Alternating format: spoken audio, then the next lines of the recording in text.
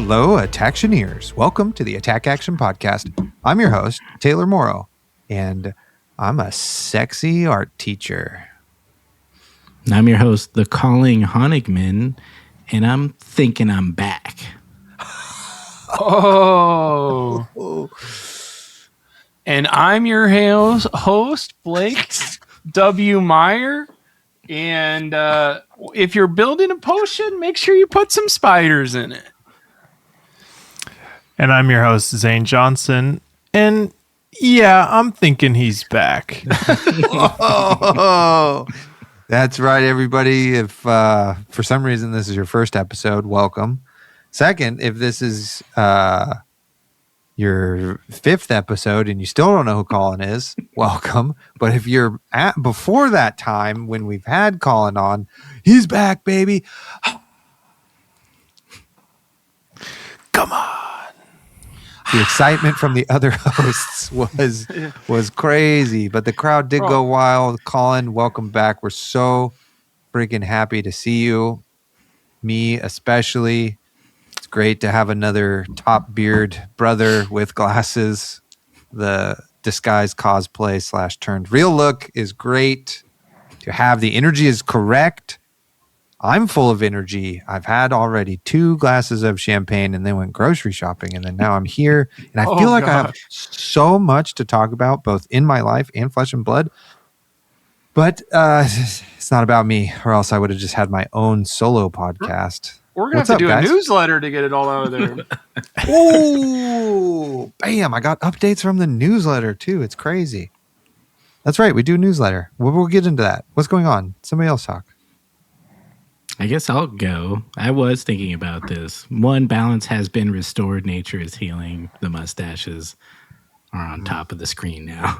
Yeah. And the beards are on the bottom. Yeah. That's how it is. That's how God intended it to be. I've also had this thought many times of there's been a lot of new listeners lately, and some of them have probably never seen me on the show. So this might be odd. But yes, we have 4 hosts, and I am one of them, and I am back. Yeah. Yeah. Yeah, I'm thinking he's back. But yeah, so I've been gone for a little bit. Many people who listened previously would know that my wife and I were expecting our first child in October, but as life does sometimes, it didn't work out, and we lost our son, who we named Keanu, in September. So I've been away dealing with that, which has been the hardest thing I've ever done. And, I've had a lot of support from these guys here, from our Patreon Discord. Everybody was super kind, and a lot of people reached out, and that meant so much to me. So thank you all there. But yeah, so, we've just been learning how we deal and live in this new life that we have now, which is very different from what we were planning on. And yeah, I know it's not something people share a lot, but we found that it's been very helpful to share. So, who's to say what happens in the future, but hopefully, our plans come back to fruition and, our family grows. But, yeah, so it's just been a lot of, fucking crying and going to therapy for me lately, which has been good and productive. And, other than that, God, it feels so weird to fucking sum that up. But yeah. Well, I appreciate you, being super honest and sharing that with everybody, everybody here loves you, and, it's been, yeah. I don't know what to say except for I love you and I appreciate you sharing, Yeah. No, I thank you guys for all your support in this.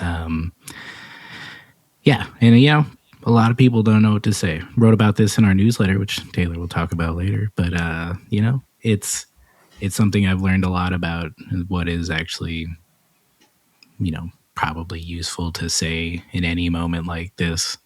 And mostly just that you love somebody and that you're there for them. And,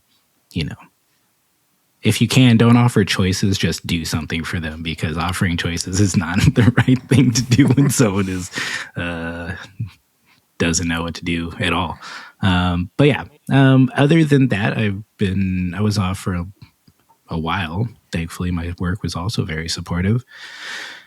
But the new year, we're back. We're back at work. We're back at the podcast. We're doing stuff. Blake and I were hanging out playing games today. While I was out, all of you came over and we played some Super Slam Limited sealed, which was dope.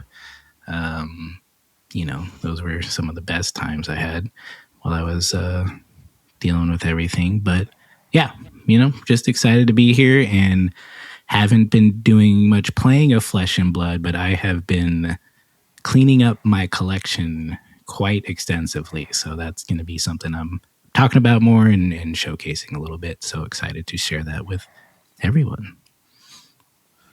Blake, how are you doing? Well, I'm currently crafting a hit piece tweet towards LSS, so count your days numbered, because it's some of my only ways. I haven't been really tweeting in 3 or 4 months. I've been letting them have a little bit of breath in their necks, but now it's time to really step down as hard as possible.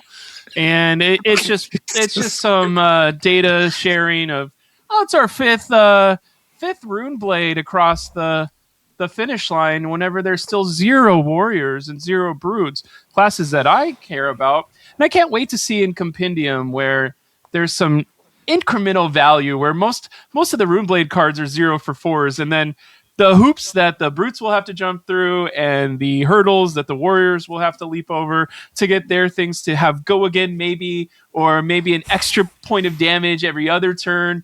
I just can't wait to see that stuff, and seeing some new warrior cards pop up today. It just makes me super excited to move forward. So I'm in a great mood. I've got some what's it called? Board game time with my friend Colin today, and almost went perfect in there. So I'm going to remember the game I lost more than the games I won. So we'll talk about those. Other than that, I'm great. I feel like there's a really good domino that fell for professional career, but you don't want to count chickens, so you're like, okay, fingers crossed. And it's Martin Luther King. Spoilers when we shoot this. Shout outs, MLK, change our lives forever. Well, let us know, and more about that job opportunity or domino. Okay. Blake's moving to Eureka. Let's go. Oh, goodness. Well, yes, Blake, thanks for asking. I'm doing great. Oh, wait, let's redo this. Now that I'm done and over with, I think it's time for a little bit of a taste of Zayne in San Diego. Yeah, well, I'm freshly back in San Diego. I was up in the mountains for the weekend. Which hung out with the Idlewild. Oh, nice. Those are good mountains. So yeah, good it's mountains. great. It's a mountain town with no skiing, which is great because me and some friends of mine don't ski. So why would we pay the extra for the mountains with the skiing? True. It's true. Yeah, dog threw up in the car on the way back. Windy road. We're recovering as we do. Came off a 6-hour viticulture win. So to those who know viticulture expansion, we had a grind fest. Thought I could close it out at the end of year 6. Just came up short. People did some weird stuff. Took my sell a wine token slots away from me. Had to wait for the next year. Boot and rally. We got there. Almost got to the full 40 points. To my viticulture heads, you know what I'm talking about. Dude, viticulture is one of my favorite games that I don't own, but have played, and that is too crunchy. And it's a Jamie Stegmaier game, right? I think. It's funny. I actually don't own it either, so I don't have these details on hand. But I think it is, yeah. I do love that game. The expansion, the Tuscany expansion, really is like what the base game should have been. And the box says 2 hours, and that's nonsense. It takes forever. Dude, it's just, it is Jamie Stegmaier. Thank you. But yeah, had a lot of fun up in the mountains, just kind of hanging out, chilling with friends in a cabin, playing board games, and now we're back and have to go to work tomorrow. So, it is what it is. Back to Taylor. Hey, Taylor. Did you play today, Taylor? You know what? That's funny because I didn't play today, but I played yesterday. Nice. All right. Both played Dungeons and Dragons with my girlfriend and her best friend and one of my good friends. Their first time playing Dungeons and Dragons, and they crushed it right away. Just hilarity, stuck the landing with the role playing, etc. Picked up combat really fast. It was awesome. Then I was just like freaking psyched, and I was like, all right, let's play some more board games. I got this card game, Star Wars Unlimited. Let's play that. You like Star Wars? Yeah, let's do that. And then I thought my relationship was over after we played that, but we pivoted. We figured it out. We made an audible, and then we played some Keyforge. And we're back, baby. We're so back. We were smiles, high fives. It was great. We got through a rocky patch and now we're fine. So Keyforge, still freaking good. It's freaking good. If you've never played that, it's like Richard Garfield made it. It's procedurally generated decks. Every deck's unique. You have 3 houses. You have to choose every turn which house you play, and those are the only cards you can play from that. And it's a race to forge 3 keys. And so it's not like attacking each other. You're like trying to steal resources from one another to forge keys, and it's freaking fun as hell. Man, it's snappy play, and game gets crazy, but not out of control. It was so fun. It was like Carly had made a bunch of amber and then forged a key, and we're tied on keys, and then she just has like an overwhelming board state where she could just like get a bunch of amber, and I was like, oh, sick. Okay, well, I got a lot of dudes. I'll just murder her dudes. And then she was like, oh yeah, and then I'm going to play Fog Down. You can't attack me next turn. And I was like, oh, well, that's game over then. Flesh and Blood card. Your non-attack actions lost go again? Yeah, correct, basically, yeah. And so we were screwed, and she won. It was epic. So it was great. Dope. So that's what board game I played this weekend. Nice. Blammo. But wait, why are you a sexy art teacher? Oh, I just got this great fit on. I got this this worsted wool beanie from Oregon. I got this Irish wool fisherman sweatshirt, and I got these thick framed kind of calico-y green glasses that kind of match my sweatshirt. So I just freaking look cool as hell, and like a art teacher you'd want to sleep with. Oh, gotcha. Okay, so you're cosplaying a sexy art teacher. Yeah, totally. I don't teach art and act sexy at the same time. No, I'm just like oozing sexuality at all times. So it's just like not a thing I do or don't do. It's just I am. Blake is cosplaying as a sexy hamburger MTV logo. Jeez. I thought he got frozen taking his shirt off. No, speaking of for validation of shirts off, I have so many updates in my life. Blake and everybody, I started watching Heated Rivalry. Ooh. And Jesus Christ. Running through my head, all the things you said. You haven't gotten to that episode yet? It's so good. It's so good. I watched the first 3 episodes, and it's so freaking good. And there's like, so many freaking blowjobs. It's amazing. I'm like, whoa, this is like as many blowjobs as I've had in my life in the first 3 hours of the show. This is crazy. Oh my God. And everybody's so freaking hot. That's the craziest part. I was just like, fuck me, man. The butts. Tell you, one guy's butt. I was like, I audibly said out loud, like, holy shit, that's a great butt. I wish my butt looked like that.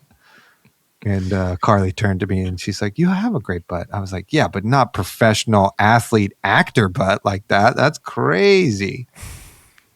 And then there's another guy, there's some B character guy in one of the episodes, and he was freaking smoking hot. And I was like, who the fuck's this guy? He's so hot. And Carly turns to me. She's like, well, he probably auditioned for a hockey player and that he just got this job instead. And I was like, fair. Or he had to be a gay barista in New York, and that's what they look like. Okay, that's crazy. Blake, that's literally the professional. New York, dude. That's like the top tier living legend of gay guys in the world is baristas in New York. Go to New York. Get out of LA, dude. You just got to go there. Get a smoothie from some friggin' hottie. God. Jeez. I have a lot of people in my life lately telling me to watch that show, and we haven't yet, but we will. Some of our gay friends who are women love it. My gay stepbrother and friend hated it. It was like, this. I don't know who this show is for. But it was very funny though. He was like, I think this is like a show about gay guys for lesbians and straight men. Well, it's working on me. That might not be totally correct, but I was like, but Blake loves this show, but he also loves hockey. So like there's a bit of that in there too, I'm sure. But one of the main two characters is from my hometown too. Oh shit. Nice. That's crazy. That's amazing. He's doing great. Apparently hockey viewership is way up since this show has come out, which is like hockey's in a good place right now. Don't worry. Totally. The NHL will fuck it up. If there's one league in the nation that cannot market itself to save its life, it's the NHL. So, Winter Olympics, NHL can't get in the way of that. Hopefully, fingers crossed. Fingers crossed. Started, right? Is that going on right now? It's in the next couple weeks. It starts. It's the day of the Super Bowl, so it's the Super Bowl and then Winter Olympics, which is just an insane back to back. Are you coming up for Super Bowl? Bad Bunny's going to be at both of those. Is there do we do a Super Bowl event, Blake? Is this? Super Bowl Hype House. Here we go. First time hearing about this. Taylor has to drive past the Super Bowl to get to our house, though. I was like, coming up to LA for the Super Bowl. Why would you do that? Because the Rams are going to be there, bro. I know. One of the final four teams. Is that LA's football team? Is the Rams? Oh, wow. One of two, but yeah. I don't know. I'm a diehard Krakens fan, okay? Go Kraken. Don't slacken when it comes to my Kraken. Jesus. I just like how dirty that sounded. Speaking of Krakens, did you guys know we did a newsletter that's exclusive to our Patreons? No, I didn't. I did know that because I typed my section. But tell the people who don't know. Okay, tight. Blake, you might not know because you did not contribute this time, but are contributing next time in next month. So if you are part of our Patreon, not only are you now getting access for as low as freaking $4 a month to our Discord with an elite group of people with like the best community ever. I mean, I'm talking memes, I'm talking GIFs, I'm talking shit posts, I'm talking about heartfelt love letters to each other. It's all there for $4. I guarantee, speaking of heated rivalry, I guarantee that a large portion of you who are not in the Patreon right now have a streaming service that costs nearly $20 a month that you aren't using, but you listen to this every single month. So what you could do is freaking cancel that service, save yourself some money, subscribe to our Patreon, and freaking be just as entertained as you ever have been. Because you get into the Discord. You also then now get our freaking tasty ass newsletter, which, not to toot my own horn here a little bit too much, sparked quite a discussion that many people contributed to in the Discord. And it was wonderful. It was one of the best days. I was like, boom, huge success. So get after that. My update from the newsletter is I said in the newsletter, here's a preview, that I need to freaking play video games because I want to play them. So I'm just only going to play Suikoden until I finish it and buy no other video games. And since that letter has been published, I have bought Final Fantasy Tactics and played that for at least 10 hours. Oh my God, my favorite game of all time. That's what everybody says. That's why I'm playing it. And it's super great. Advanced or regular? Remake. Mm-hmm. It's basically a combining of both, I think. Gotcha. Yeah. In the Car Chronicles or some shit is what they name it. You know, I don't know. Colin something. It's great. Also feels like just a real bromance, which I really kind of love. And I've been enjoying that it's kind of less about the tactics where you are on the map and more about your little dudes and what they can do, which has kind of been fun. So you're like super into your dudes. Some of them are women, though. Then I put that down and I went on Tommy Fresh's podcast. And then I was like, okay, great. I'm going to freaking play indie games. So then I bought this guy. This is the Trim UI Brick, which is like a little emulator device. It's super small, freaking awesome. And now I'm playing Pokemon Lazarus. And I've never been happier in my life. It's a Pokemon ROM hack for Emerald. It freaking kicks fucking ass. Okay? It's a whole new region. We got new typings.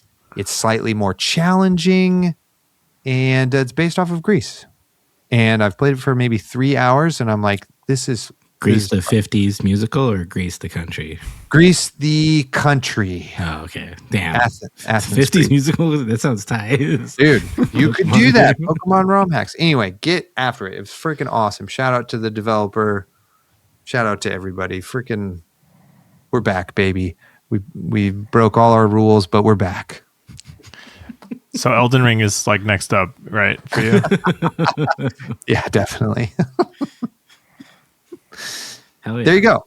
Perfect. Join the Patreon. And shout out to those who have joined our Patreon recently. We got Corey and Nacho upgraded his fucking thing. So we just appreciate y'all and everyone else all the time. So come join the fun. Hashtag loyal to the soil. RIP to our boy Florian. Wow. That's crazy. Dude, Did he get like 200 points in like 2.5 weeks? The Briar's third Horcrux has been destroyed.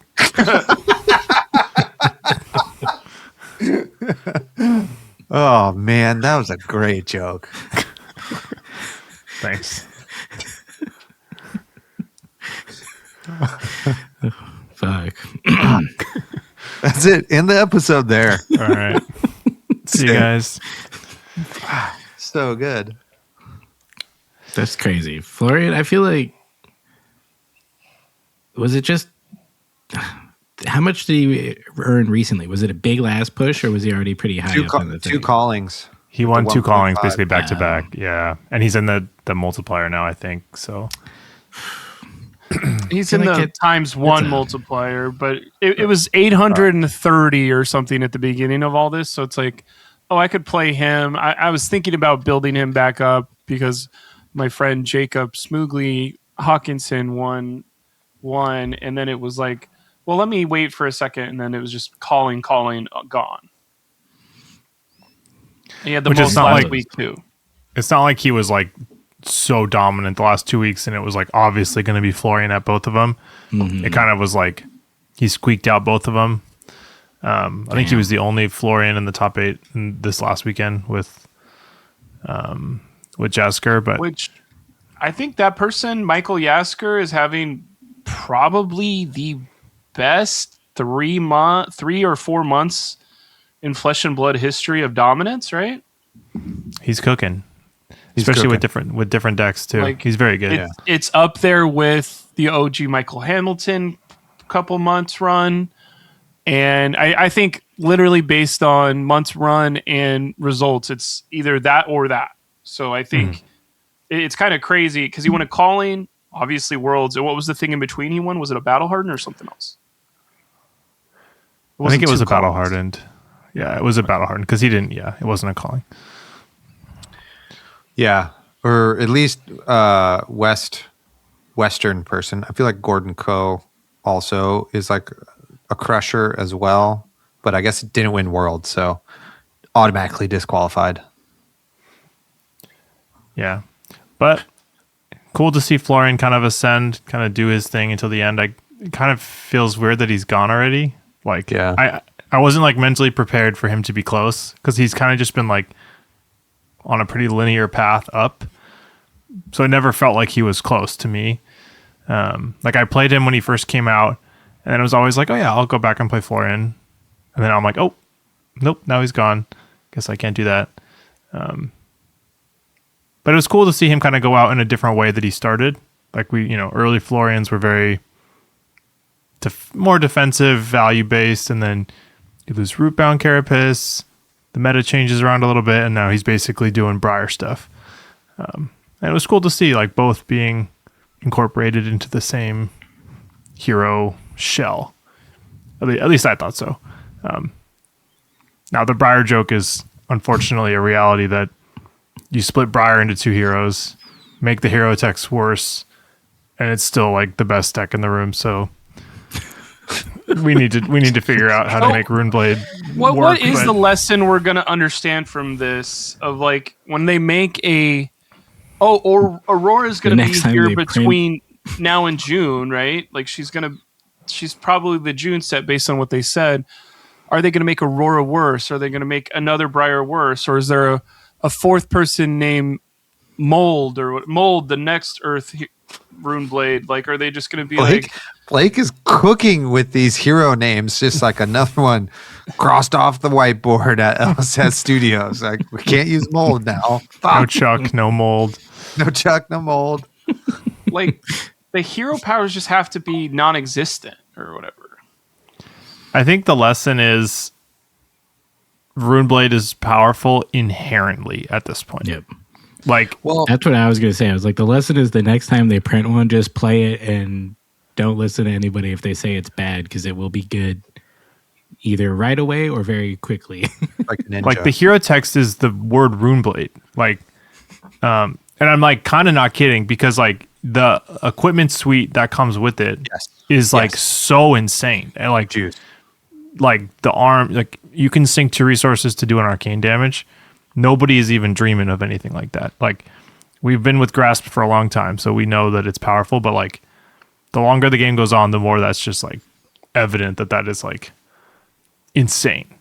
Because just for the scoreboard for everybody, the LL heroes by class as of today, Runeblade has 5, Illusionist has 3, Guardian has its OG 2, Ranger has 2, Wizard 2, Assassin, Ninja, and Mechanologist have 1.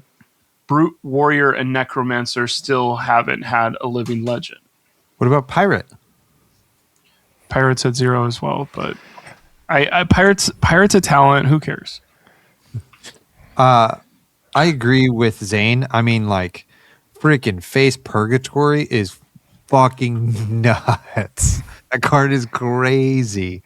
So it's just like everybody gets to run that, and I don't think. I mean, other than like Stack Florian, that was like pretty fucked up, but other than that, Florian has just kind of like, I felt like done what you want kind of every hero to do. You know what I mean? Like, been around, won some stuff, but never was really like the best deck for that long and oppressive, and has just been fine. Like, that's what you want, I think, out of heroes that rotate. You know what I mean? Yeah, it's a great arc. Yeah, it's a great arc. He's for sure my second favorite hero, I think, of all time. For sure. Second. Number two. Wow. Wouldn't have thought that over Iyslander. Fuck. She's been gone so long, it's so hard. They're tied. I know. They're tied for 2. Okay. They're tied for 2. I'll allow it. They're tied for 2. But they're a little different. Iyslander, you really got to play the game. Sometimes with Florian, it's like a cozy blanket. You're like, block with 2, send with 2, block with 2, send with 2, hero power online. Now I'm just so freaking powerful. I'm making so many tokens. I have this like inevitability, You know, you're like, oh, you're blocking so much. I have a lot of space. Here's a germinate. Here's another germinate. Now you're dead. You know, just had a cool kit, had a cool vibe. He's awesome. Blake, you better get that tweet out pretty quick because KO's gonna LL. Oh, I sent it. Don't worry. Okay, good. It's got the one of how many living legends per class is out. It's got 55 likes, and I sent here's the exact numbers of living legend points. Because boy, like as a whole class, Brute finally has more than like Starvo finally. Like, God damn it. I feel like stuff should not be compared to Starvo because it's like in the bell curve of stuff. He's an outlier. You know what I mean? Me neither. I mean, we've LL points as a measure of are already kind of wonky, as we've discussed at length. But yeah, he actually has more points than Brute does. That's the next tweet I'm sending out on Tuesday. Of Starvo still has more points than all the Brutes put together. Okay, well, also tweet that Icelander got 6 times the points than Syndra when she won Worlds. So it's not a line. It's not a straight line, but it's not a curved line either. I don't even have a line for my class. It's a straight up 0. I think I was gonna say it's so weird to me that I have so many heroes now that have LL that like I basically never even touched. It's like I feel like early on that was like, oh yeah, you know, it's like I'm just wasn't into some of them, but I don't know. It's very interesting that it's like that's a whole side of the game that I never even engaged with. That's just gone from the game. Do you feel like you missed out, or you're just like whatever? Both. Fair. I think some I feel like I missed out, but like others are just like. Which LL hero that you didn't play would you want to play the most? I think Enigma and New I like never really fucked with. And I didn't fuck with Florian either. I always thought it was like kind of cool, but just didn't. I haven't been playing as much, but you would have liked Enigma, I think. I know. I'm curious about your Sage deck. I might be, and you get to use this card. I know. Which feels that's great. Exactly what I wanted to do. runner up in the Battle Hardened that Briar just won. I heard that. Yeah, I saw the deck was similar-ish, but doing a couple different things than mine. So, is Runeblade good in Sage? Should I try Runeblade out? Yeah, you better believe it. Oh, okay. When is Runeblade bad, other than Vincent? I think we have to accept the reality that Runeblade is the main character. And I think that's like Illusionist is the other main character. Illusionist is like, yeah, I don't know. Runeblade is the favorite child, and that's kind of by design and partially because they're cool and people like them. RIP to the Florian card. That's surely a specialization in pen that's coming out also now. Yeah, they keep showing pictures of. Unless it's a rare, and then that'll be great. I hope it is a rare. That'd be great. I mean, because like this happened with Oldham in the Dust Till Dawn. Like, yeah, I think that's the only time it's ever happened. Yeah, Northern Winds and Lexi, Call Down the Lightning, and Briar, Anthem of Spring. No, Briar. No. Briar had Anthem. Are you sure? She got to play with it. Yeah, and I think Lexi had Called on Lightning too, but that card was so unplayably bad that it didn't matter. What I want to say about Florian, I liked Florian. I played Florian for a solid 2 months, January, February last year. I liked it until it got to be stacked Florian. I think it was a cool take on, because of my hero power, I can play cards that aren't that popular. And then it was kind of like all of the cards are better on rate if you play them in Florian after he turned on his hero power. And then it's like, oh, the inevitability. Like, I remember going toe-to-toe with Viserai with the final 5 health. For Viserai has under 5 health. I have under 5 health. his split damage makes me block a rune chant, block physical. Then he can block my like 6 damage coming back, and then do it again. The whatchamacallit, the 2 rune chants every time is terrifying.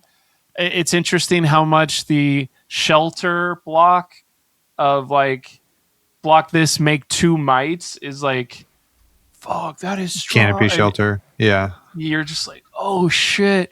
And I thought it was kind of interesting of like, how many times can I make 2 tokens out of nowhere? It's not just rune chants. His hero power is kind of open-ended. It could be 2 ponders if we wanted to do that, or 2, like, even though we didn't do that, 2 embodiments of earth is so sick. Like, that just exponentially-ifies the whatchamacallit. It's like, I'm so envious that that's not like a warrior. Like, if I make a vigor, make 2. If I make a courage, make 2. Like, that would be sick as a warrior. I'm hoping this creativity for Runeblade seeps into other classes, but I think Florian was a cool hero, and I only hated playing against the stack version. Yeah. Yeah, the stack version was a weird little aside. It's a little like that episode in the season that kind of is just weird and off that nobody talks about. Let's keep it over there in the corners of the memory for Florian, because that was a dark time. I mean, we've all had a goth phase. You know what I mean? Even though Florian is kind of goth all the time, but you know what I mean. Fatiguing that deck as new felt amazing. That's like the one thing. Like you shouldn't in general. Like the stack deck should get there, but when you got to fatigue them with new, it felt great. I'm gonna say from the other side, playing that Florian for 2 months and going bar for bar with new and like having to block a certain way so she didn't banish your blue cards to use them against you.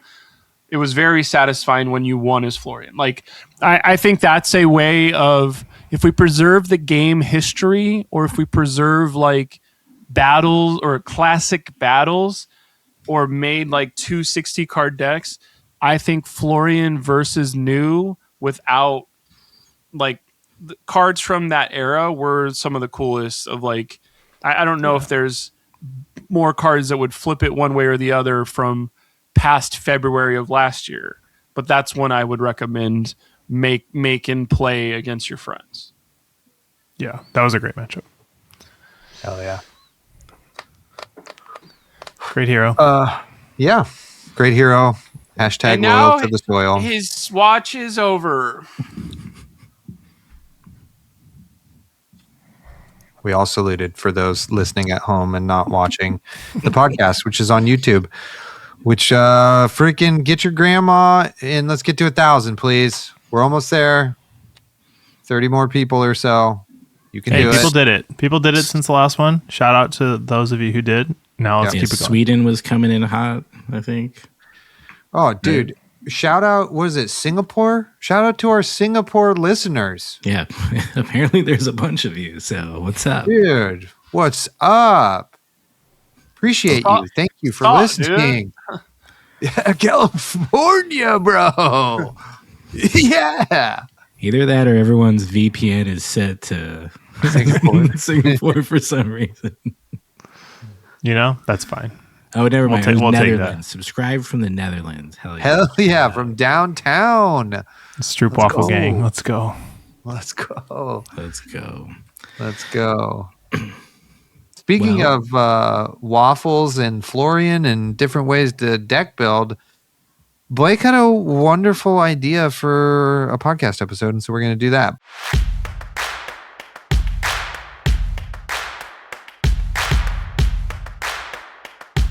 So I know when you're starting your Flesh and Blood career, it is kind of like I need to find my heroes. It helps whenever somebody tops 8, because then they did a lot of work for you, and you do the whole net decking. That's not a negative, I think, as much in Flesh and Blood as maybe some other games.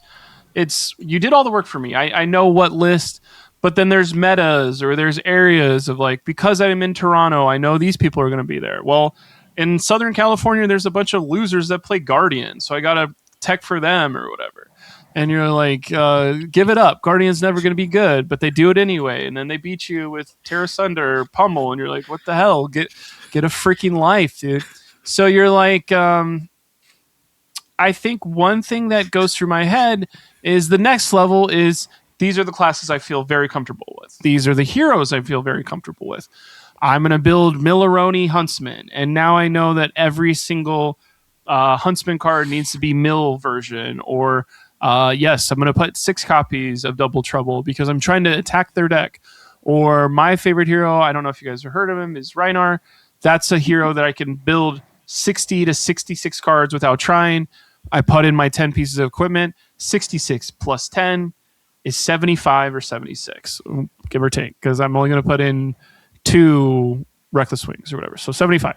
So my thought process that I have wondered for a while of my confidence level, my not braggadocious nature, but I'm like, I can get to 75 cards extremely well, but it seems like I would not know or would be not confident about my 75th, 76th, 77th, 78th, 79th, and 80th card. So we're kind of focused on the last 6 cards. What should they be? Should they be attacking your local meta? Should they be attacking actually what happened at the last calling? Because that's the last data point for everyone. Because to be honest, I went to a couple of, what were they called? RTNs, TNRs, RTSs, real-time strategy zones. And you're like, I wanted to play Earth Heroes because I'm here to kill them. I didn't play a single Earth Hero in 2 days, and an Earth Hero top 8 both days. You're like, an Earth Hero won one of those. You're like, that kind of sucks. And I would lose to off hero meta of, why am I playing 2 Katsus? There's only 2 Katsus in the room. I played both of them. So I'm trying to think, how can you get those last 6 cards to give yourself the best chance? And is it as simple as like, Blake, just play a meta deck? Or is it as simple as, yes, you still need to worry about Syndra. I didn't play a single Syndra in 2 days those days either. So it is, I don't know if it's more because the meta is so wide right now, you can't focus. You just got to play your, I don't know. This is a lot of questions and I have no answers.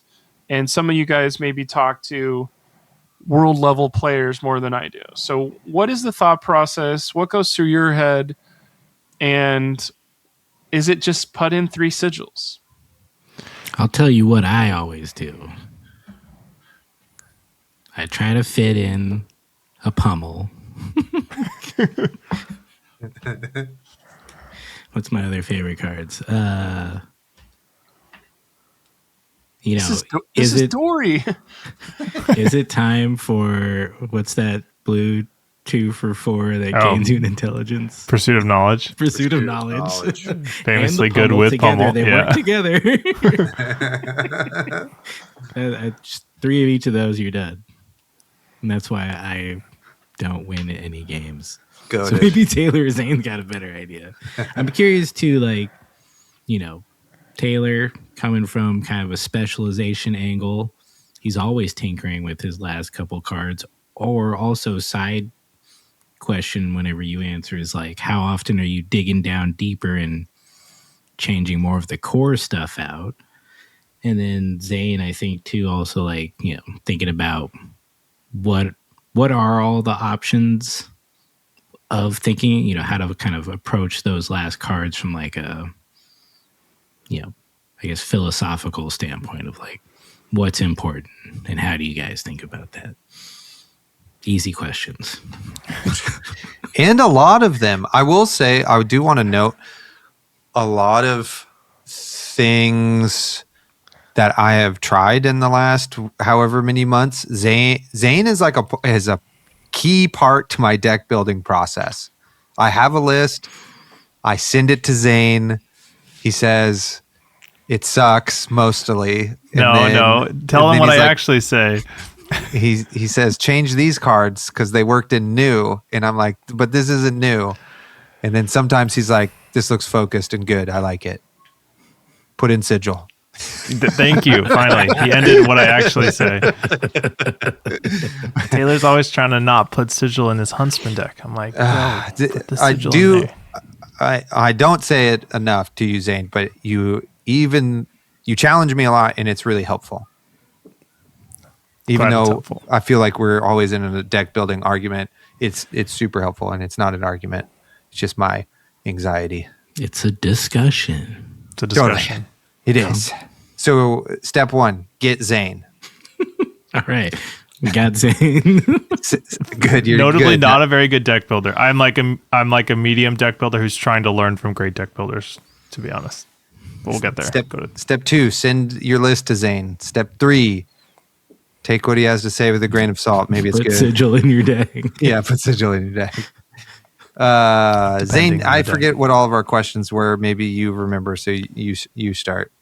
Okay, I'm going to reiterate the question back to you, Blake, and then I want you to tell me if I'm in the right direction or the wrong direction. You're saying when I get to 60 main deck cards, 65 main deck cards, and my 10 equipment, how do I pick the last 5? Is that the question? But it's the 75th. So last 6, because it's usually, should I do 2 copy or 3 copies of 2 cards? Should I get into one man's land? If I'll have a 1 copy of this, 1 Fiddler's Green, 1 Fiddler's Green Yellow, 1 whatever. Like, I know there's some singleton cards where you're like, what the hell in some of these winning lists where you're like, when will I ever make a decision like that? Yeah. Okay. So I think just for like foundational, if you're new to deck building, I'll kind of start what seems maybe very beginner, but there'll be a reason. So the first question I'm asking myself is this the correct number of blues? And that's such a stupid thing. Like, everybody will act like this is a foregone conclusion, that it's all solved and every hero is completely solved. Oh, the Guardian wants this much. This one wants this much. It's not solved. People don't know. Prisms have changed the blue count a ton. Syndras were running 0, then 3, then 6, then 9, then 3, then 6. Like, play the deck and say, is this the right number of blues? Am I drawing 2 too often? Am I drawing none too often? All these things. Still, like, basic question, but very important. Okay, if you've gotten that, and it's in your 65 or whatever that we're saying is in the deck, now ask, what am I losing to? Right? What is this deck bad against? Everything. A lot of decks right now are bad against the Cilio. Okay? That's why you're seeing Bells in every deck. Bells being Amulet of Echoes. Almost every deck is on 2 to 3 because everybody feels uncomfortable into a Cilio and they expect to see it. My critique of Taylor's decks of not including sigils was because I felt Huntsman had a very bad Verdance matchup, where Sigil is the best card in the deck against Verdance. Because you just need to stay alive. She deals so much true damage that Sigil is so valuable. So that's what that comment comes from. So you need to get your ratios correct, your blues mainly. And then you need to find what you're bad against and see if 6 cards can solve it. And if it can't, then it's not worth it. And you need to punt the matchup. And I hate that. And so if any deck does that, I put the deck down and I switch. Which is where Taylor and I differ. And I think I respect his dedication to classes despite unfavorable matchups. So just to go off of that really quick is I don't mind punting a matchup, particularly now in the meta where your gym luck is, kind of important. Like, I played 2 RTNs recently. I went 1-4 in one of them, and then I went 4-2 in the other one. And the 2 decks I lost to that day was a Gravy, which we probably needed like 70 minutes to really finish. But I'm pretty sure I'm like 95% sure he definitely beat me, but there was like a fucking hope and a prayer that I was going to win. And then the other one was Acilio blew me up. Their Tunic ticked to 3 and they killed me with 51 damage. Like those were my 2 losses in that day, you know? And just my other 4 games I won were just like better matchups for me. So that being said, I still am like okay with like just be like, fuck it.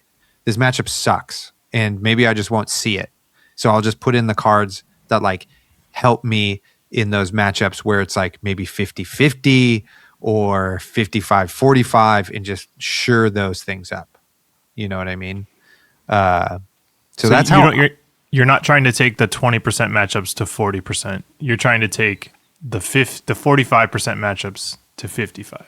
Yeah. I see. Yeah. Sometimes just depending on like the meta or my experience and that sort of thing. And I will say like over the course of my 6 years of playing the game, I am now coming out of probably 3 of those years where like in the middle where I've played the least, you know, and now I'm getting to play the most I have since like the beginning of the game.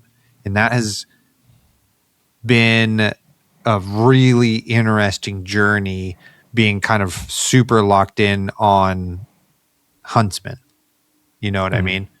It feels like every time an event comes around, I am dooming. I'm in a doom spiral and then eventually settle on just radical acceptance and then continue on with the event and the same hero. So I don't know if any of what I've said is helpful to either Colin or Blake. I'm going to add one more thing before we kick it back to them to respond. Yeah. Let's look at this last weekend, right? 2 Acilios make top 8 of the Colin Columbus. Majin Bay and I think Jeremy Chen is his name. They take a very different approach to the same question. So again, 2 obviously very capable players who top 8'd on the same hero. They brought the same equipment loadout. They brought probably, I didn't do the math, but looks to be 60 to 70 of the same cards. But there's some differences, and I appreciate them very much.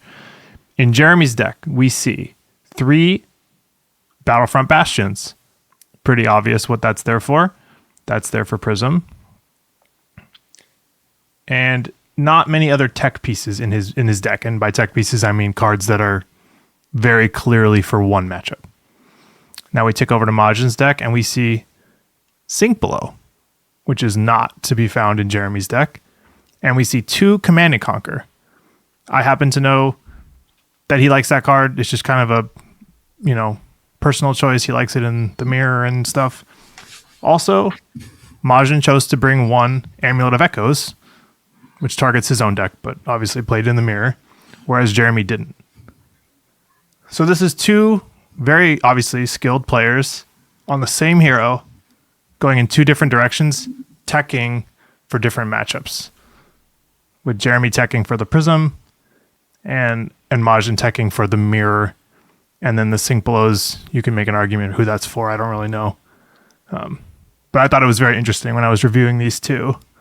Literally from the same weekend, the same tournament, 2 people taking it a very different direction. Real quick, is that part of your denouement of a weekend tournament of like, now that somebody's won a calling, it's Sunday night, the decks are top 8 decks are released. Is that something where if you want to get better at Flesh and Blood, go look at those lists and see what they're doing? Like it's worth doing your hour-long research on those 8 lists. As long as it's not blind. If you've never played a game on the hero, like even just one little Talishar game or watched a commentary on the game, don't look at the deck list. Like, you might look at Majin's list and see Command and Conquer and think it's in the main board. That wouldn't be a crazy assumption.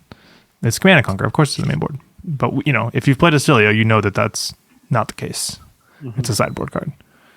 So, if you have experience on the deck, like even just very little, you have a general understanding of what the goal of the deck is, then yeah, look at the deck list and find what jumps out as weird to you. Like that's what I always do. Is like where's the card I don't expect? And that's where you can see kind of where people are leaning. Like both of these Acilio decks are on a higher sigil count than we'd seen in the past. That's not an accident. It's because Volzar is really, really important right now. And so they're playing higher sigil counts to account for that. Well, Imogen's deck is also playing Glyph Overlay, which gets plus X, where X is the number of sigils you have in play, right? Yeah. So it's like an even bigger spell. Yeah. So, that's kind of like one of those like cards that comes in and out depending on player preference and style. It's a bit of it's a frustrating card to play with. If you've never played with Glyph Overlay, having a 1 cost in your deck as a Acilio can be really, really annoying. Super annoying. You see him use it, I think, or actually, I don't know if this is true, but I imagine you see him use it in the fatigue game, where pitching 1 is actually maybe useful, where putting a card on the bottom in a intentional way is actually very powerful into a fatigue deck. He actually does play it into Pleiades, and then Pleiades winds up with, sorry, spoilers if you haven't watched the game, but winds up with Sigil of Solace and Oasis Respite and kind of covers it and stays alive. And so then he has to like figure out how to still win there. But it was a big spell. It's a great addition. Yeah. He has a shit ton of sigils out, and then I think it comes in for 11 or 12 or something like that, and it's like, oh yeah, he's toast. Oh no, wait, he's not toast if he has Oasis. Oh shit, he has Oasis. So anyway, sorry. To Blake's question about should you read deck lists, Taylor, what's your answer to that? Like right after a calling happens. I think sometimes it's really hard if you didn't watch the games and study them. It's sometimes hard to know what came in, what came out, what you saw, what you didn't see. And if you don't have anybody to talk to about it, I think that's also hard. Like I have a hard time reading deck lists. I like look at them and then I'm like, whoa, that's freaking interesting. But if I haven't seen it played or I talk to somebody about like what their thoughts are, I have like, I don't know what it is, paralysis. I'm not sure how to think of those things. Huntsman lists are a little bit different because I am like, 10,000 hours into that deck or whatever. So that's like a little bit easier. I think another great example of this is like something to read was the Akihabara Florian list. That list was like really sick. I was looking at that and I was like, I don't get what's different. And then I was like, Channel Mount Heroic is not in this, but Millennium Tree is. Mm-hmm. That's pretty fascinating. And then I sat there and thought about it and I was like, yeah, kind of one of the big problems Florian sometimes can have is you get priced into not blocking, especially when you have Channel Mount Heroic around because you want to resolve it, or it's just like a red block 3 non-attack, which is like not great. But then Channel the Millennium Tree is so much easier to get your 2 turns worth of value because even if you have to block with 3 cards and keep 1 blue, you still can make a rune chant and get the amp effect from Channel Millennium Tree. So it makes kind of just your overall normal game plan a lot easier and like closes potentially some like true damage gaps in the game because nobody's bringing AB4 or AB3 against Florian. It's always AB1 because of rune chants, right? So you're like guaranteed to kind of have, if you resolve 1, you get 6 extra damage in the game, basically. So I don't know if that answers your question. That was a deck list that took me a while. But for the most part, if I'm going to read a deck list, I need to talk to somebody about it or watch the games and study it on my own. So for me, it winds up being a lot of homework. I think some people are like, bam, I can understand why those cards are in there. That's very genius. And it's a little harder for me personally. For whatever reason, I think for most of us that's hard. I just am not a read the textbook, learn how to play kind of guy, or learn from it kind of guy. It's part of it. I have a follow-up question. So you're looking at deck lists. You're trying to understand, I mean, that's like one way of seeing what other people are doing. But I guess, how often are you guys thinking, or, when you're thinking about the matchups that are bad or hard or meta, are you guys like checking out those deck lists as well? And also, are you checking out are kind of doing the same homework on that side? And then furthermore, you like trying to play those to like understand them from the playing side of it? Yeah, that's an excellent question. So most of the time I won't delve too deep into like the decks that are my matchups, especially the tough ones, like on terms of like what the lists are. I will just pick whatever has won most recently or done the best most recently, because that is the most likely shell or highest percentage of cards you will see for that matchup, because so many people are not going to come up with their own thing, right? The majority of people that you're going to see in Swiss and that sort of thing. So it's not going to be like a surprise, right? I mean, some people will. Some people go rogue and then they're surprising you. But I just will take that list and either play it or have it played against me, because to make it to the finals or later or whatever, you just need to play against, the kind of genericness of that, and then kind of have some of your skill express out of that. And then from that, you can understand like, shit, even with this kind of stock list, if it's this list, maybe I do need these 3 cards to kind of help me, right?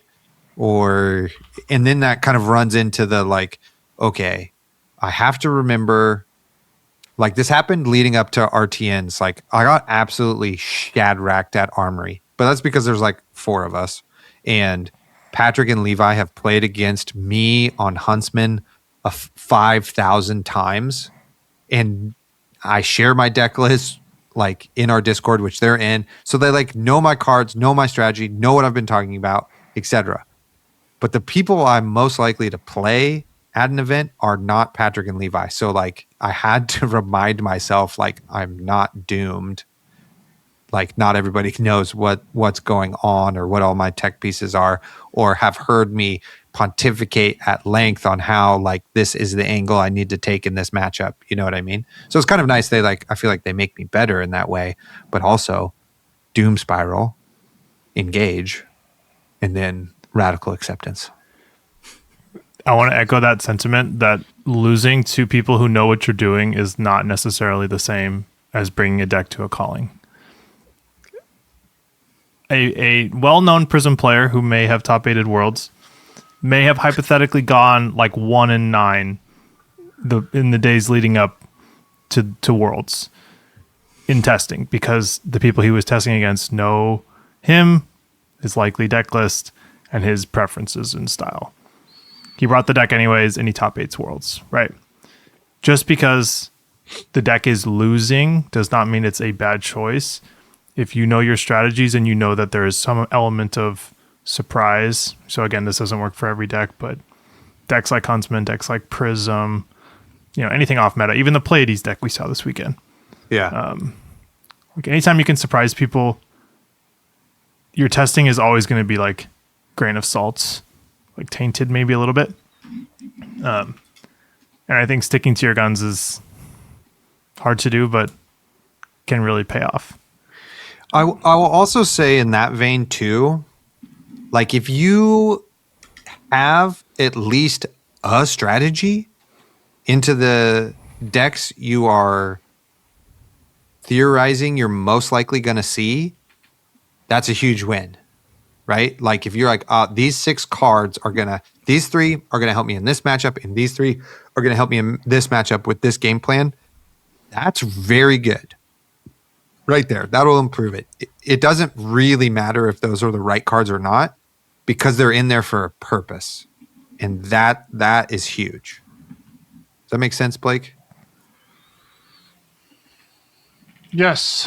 Because I think one thing that is like oh crap, of even Saturday, oh, there's 2 7-0 Pleiades. It's like, I didn't have to worry about this bullshit last week. And then all those people that went to a Sunday RTN were probably like, is somebody going to play this list of Pleiades? Can I put 6 cards in my list to not lose to Pleiades? I know that SoCal loves their bullshit Guardians. It's going to be there. Like, I think there's some heroes where it's like, no, you can't add 6 cards and go over a wall. It's more of a complete, and it's like, well, then I can't play that deck, and that could lead to some It did win frustration. the Sunday RTN in SoCal. 64 player RTN, 1 Pleiades they won. Just They split, so it wasn't a real win. We're not going to count it. So. just saying. Made it to the finals. Would have lost, but they split. So It's pretty funny. I think, Colin, you had a question to me about like tinkering and core changes, right? Yeah, I mean, and if we don't have any other like, or if Blake doesn't have anything else on like those last couple cards, because I feel like what we talked about, like, Well, I feel like we've mostly talked about like bad matchups is like the thing you're shoring up with those cards. Is there like any thought process around like just, I don't know, what other like approaches could there be for those cards? Like one thing I was thinking of, like, is it just to like, I don't know, not make your good matchups better, but just kind of like have I some have other one layer flex. for this too. If Yeah. I don't know if it helps. Are we still in the mindset of you're always running 60? This is how Flesh and Blood works. If you're putting in tech cards, you're going down to 54 of your regular deck, putting in the 6 tech cards, or the game is changing. You will put in 66 to 69 cards against some matchups. I think that's too many. And I certainly have gone to 64. Like I've played the last RTNs, I played Jarl both days. And so I went to 64 cards just because I need, like, if they're going to sledge me every single turn, I kind of need a couple extra cards to just box 6 with, right? So like I board up there, but I'm never going to like 69. Sometimes early I go to 61 just because I'm like, I don't really know what the one card is I need to cut. You know what I mean? And that's like totally fair. I would say as you get more tuned, you should have basically 60 for every matchup if you can't not do it with 60. You know what I mean? If it's like a deck that's going to run you out of cards in a certain way. People will definitely give me, like, I don't know how many times I'm like, how many cards do you present? They're like, I don't know, like everything but these 3, so 68 cards, you know?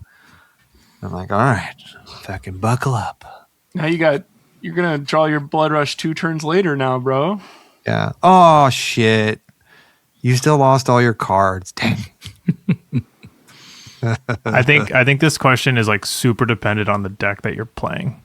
Yeah. And I know that's an unsatisfying answer, but I'll give some examples. Like as Azalea, that deck building was like pretty clean from like a structural perspective. Like you played all the good pumps, which was the pumps that had text on them. Then a lot of your Majestics and super rares were pretty obvious. You played those, and then you got to tech. You know, the red arrows was like your place to be creative, but what cards you wanted in what matchup would change a lot.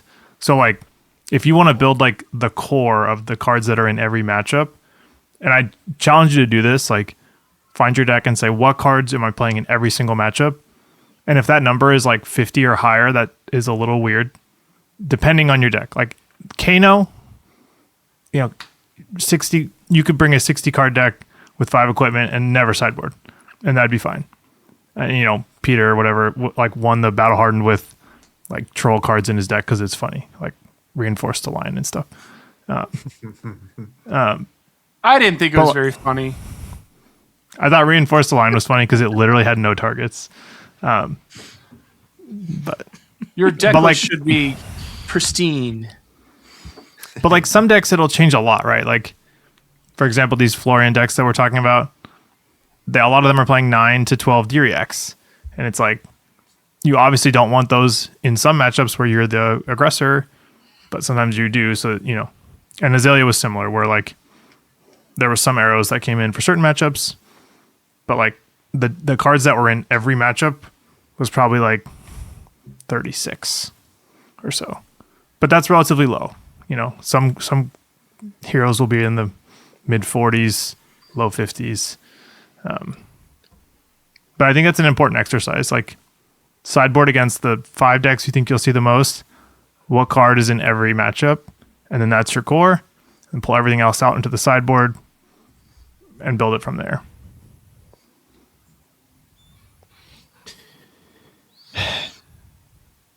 All right. So then back to my other question. Are there other Yes. like ways of, or like what are the other good ways of like kind of determining how to figure out those last couple cards? I think also switchboard is also what you can do, where your hero does one entire game plan and then has a different sideboard for a quite a bit different game plan as well, right? And that's not really a particular matchup. That's just, or like those are for particular matchups, but they're not tech cards. They're just like tech styles, right? If that makes sense. And so that would be a way to do it. I don't really have a great example of that. I do personally for Arachne Huntsman, but it is not the meta for that. And, but there have been examples of that. Maybe Zayne knows better. I mean, the iconic like first one, and as far as I know, was the Viserai switchboard in his first iteration with Skeletor, where the 2 decks you had to beat were Starvo and Prism, and you could not do the same thing into both. So into Starvo, you had to play Unmovables and reduce the rune chance and stack up for a big Skeletor. Can't do that against Prism, who will just Herald and Aura you to death if you try to sit there and play Unmovable. Yeah. So you had to bring in an aggro package. And now both of those decks were insanely powerful, and it was about how do you fit both of those plans into an 80, where like some of the cards are going to be not the ideal ones for each layout. But finding the 80 that allows you to switchboard, which a switchboard may be 9 cards, right? Maybe it's 12 if you're lucky, if you like have low equipment. But that was a classic one where like in one game you're playing like turtling and blocking and making rune chance, and then against Prism you're like turbo aggro, trying to go wide and revel and stuff. Yeah, that's a great example of that. I can't think. It has been less kind of popular recently. I mean, Verdance does it, right? Like Verdance plays like you have mid-range package and you have combo package. Like you have healing potions and rampant is literally all you need to like be in combo. There's obviously more cards that make it better. Like if you can fit Sigil of Solace, if you can fit more D-Reacts.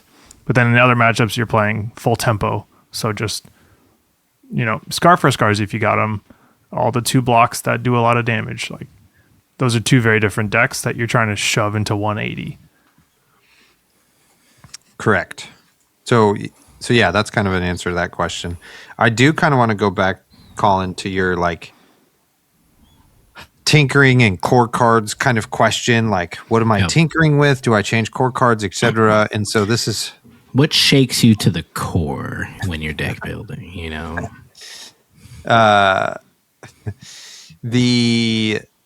So since this is going to be a really long answer, so everybody buckle up and feel free to interrupt me, and hopefully I'll get back on track. But so like,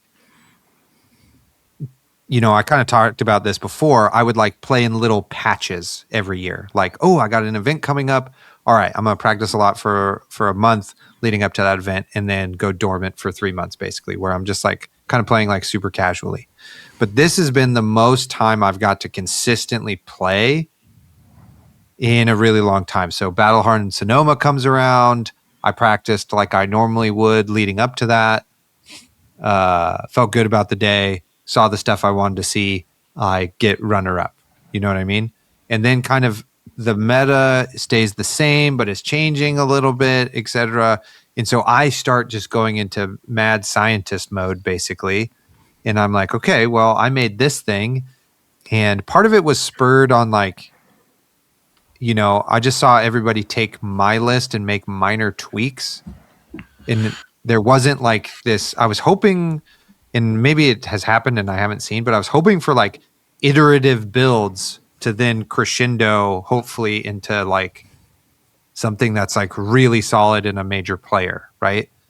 And that kind of wasn't happening. So I was just like, all right, I'll do this. So I then just started like, I think what some people call limit testing. So I'm just like putting in theoretical cards and seeing like if they are good or not, basically.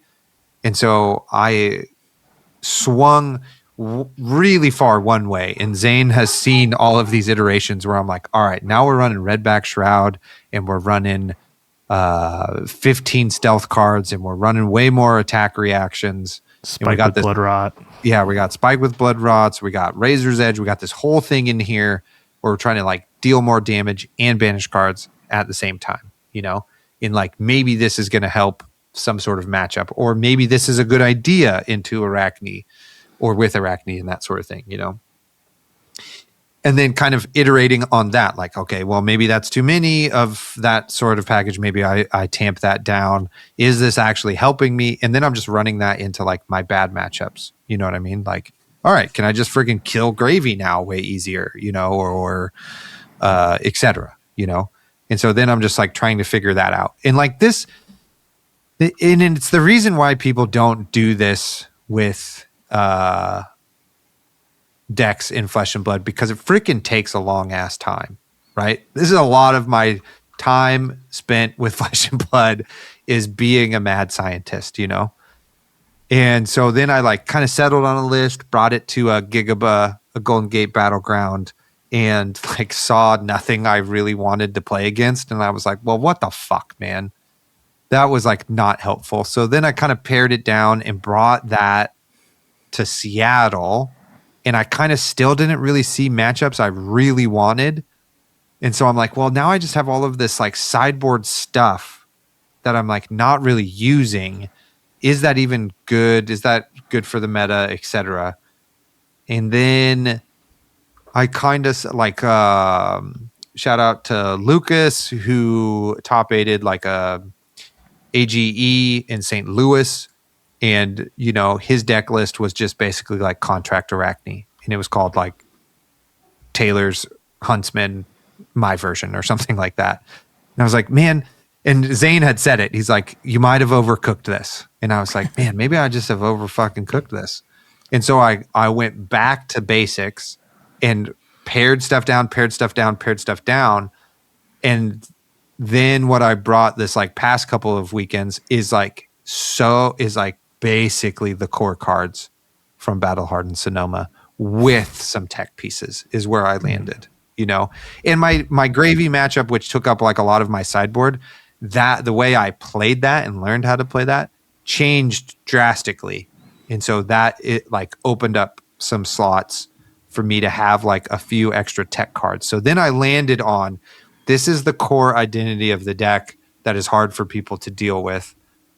I changed the core number of blues I had back down. So originally, what I went to was maybe I need 24 because I was getting pretty freaking pissed to have kind of hands where I couldn't cast Hunter Hunted off of just a blue. But that really was taking away from my offensive capabilities or my ability to play like a meaningful 1 or 2 card hand. So I pared down the blues by 2, and then I changed some of my tech cards to like kind of help me out in some certain matchups I might see, and at least I had a game plan into it. But for the most part, I did all of the same stuff. And it's just like so funny, my hubris for like the last couple of months. Like I took out for Seattle all of my Gravy tech. I was like, fuck it. This deck's not being played. Round 1 played Gravy. It's like, fuck. And for some reason, I was like, I feel like Guardian should be around more, but I haven't been playing it. So for my first Artian of the season, I took out my tiny, which was just 2 blues, which was 2 backstabs. In the idea against if a Guardian's really trying to fatigue you, like Jarl, is you pitch stack both of those with all of your reactions that go on that. So you back to back, like make it so they have to give you so many cards or they just like literally can't block and you kill them, right? Type of deal. And I took that out and played Jarl round 1, which was just like, it was like, fuck. And I played Victor. But Victor doesn't matter because he doesn't really run any D-reacts. But anyway, hubris aside, that's kind of the journey I've been on, is that I made something, it had success, but then I just like tried to see what else was really good. And if the meta was different, those things would be good, but it's not the time right now. So I, made some changes and got back to where I was. That help answer that question? Yeah. Was it basically those last couple cards that you changed then? Like, or was there kind of more, a couple of minor changes deeper in the deck? Yeah. So one of the things I felt like I was really missing and is like something so there were a number of things I had to like figure out if they were actually good or if they're like a pet card / crutch, right? And one of those was Sigil of Solace. And Zayne is like, play Sigil of Solace all of the time. And I'm like, yeah, but this could just be like a card that blocks. That's like the same thing. It could also deal damage and that would be better, And so I like tested a bunch of versions, bunch of matchups without that card to figure out if it is really good. And then I put it back in and it is really good and I won't take it out again. The other thing was the number of contract cards I had. And so the difference from Sonoma and now is which contract cards I have and kind of the number is slightly different. So I'm on a few more contract cards now. And the reason for that is I was really missing Arachne Huntsman's ability to look at the top card, right? And that might, I think that's a key part of playing Huntsman is getting that information and using that in any way to your advantage, even if it is a villainous thing of like, they play Sink Below. Now you know what they draw into and you just say it like, oh, enjoy that such and such blue, and they're like, how did you know that? And you just give them a wry smile. You know what I mean? Or like my favorite is when you play Coercive, you look at 3 cards, they block it out and then they block out the next thing. So like what's on top of their deck. And they maybe like, they don't draw all 3 of them or something like that. Or their offensive turn happens and then you play Hunter Hunted and you just go, because you already know what those cards are. They haven't drawn yet, right? They've blocked and you know what those cards are from Coercive. You go, okay, Hunter Hunted.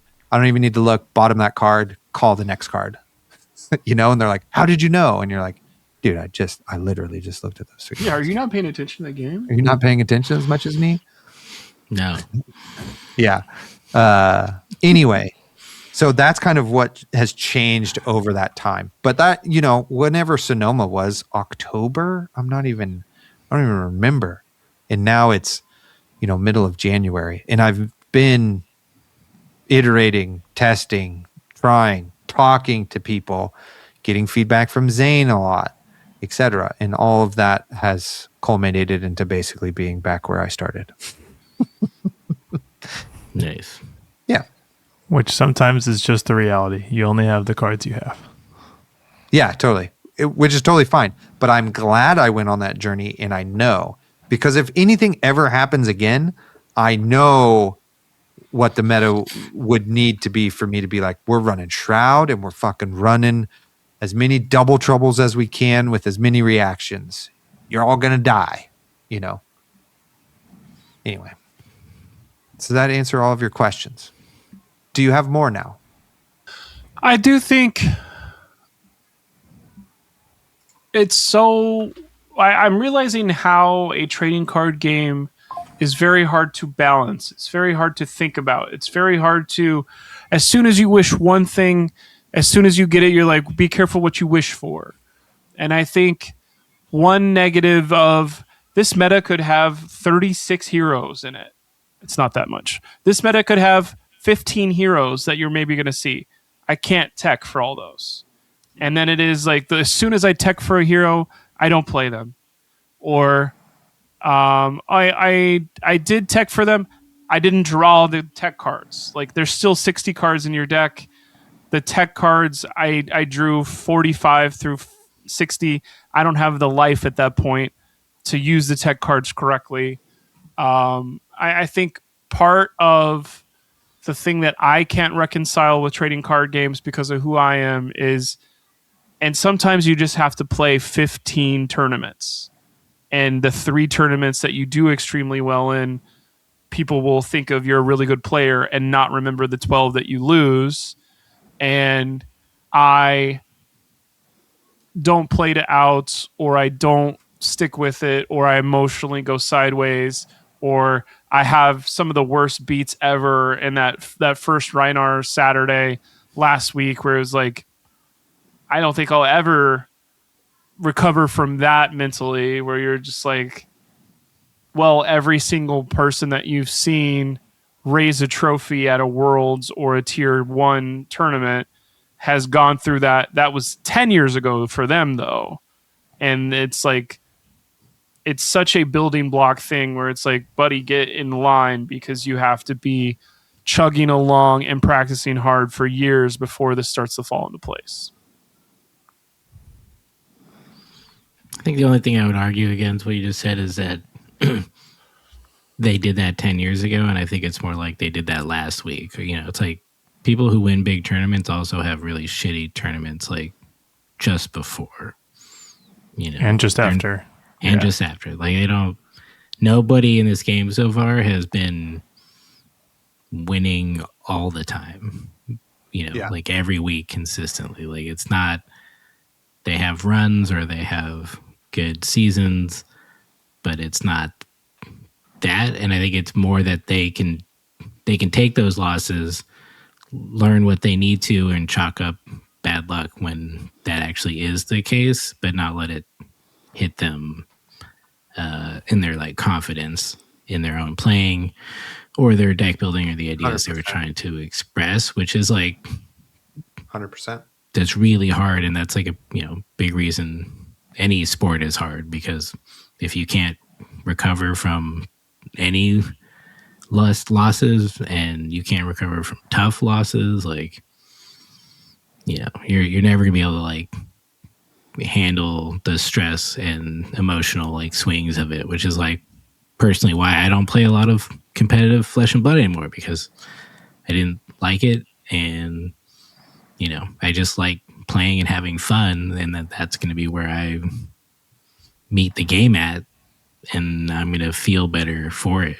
But I think having a really bad week isn't the definition of you as a player. And it doesn't mean that next week you won't have a, better week. It's just, it is a highly luck-based game, even though it is a very strategic game. And knowing like what you're choosing matters. Like, yes, when you pick a deck, you're making decisions. Like, not everybody can switch between every deck at any given time, of course. But like, for example, Michael Jasker, we're talking about his run. He wins Worlds. His CC deck is Syndra. Now he's playing Florian, not very long later, and that's intentional. He assessed what has changed and said, "This deck gives me the best chance of winning." And I often will go into a tournament saying, "This is not the deck that gives me the best chance of winning," and I've tried to do that less, especially when I'm traveling. Like, if I'm traveling to a big event, I've tried to like get better at bringing the deck that I think will give me the best chance, but I certainly have not always done that. I was very open-minded with London.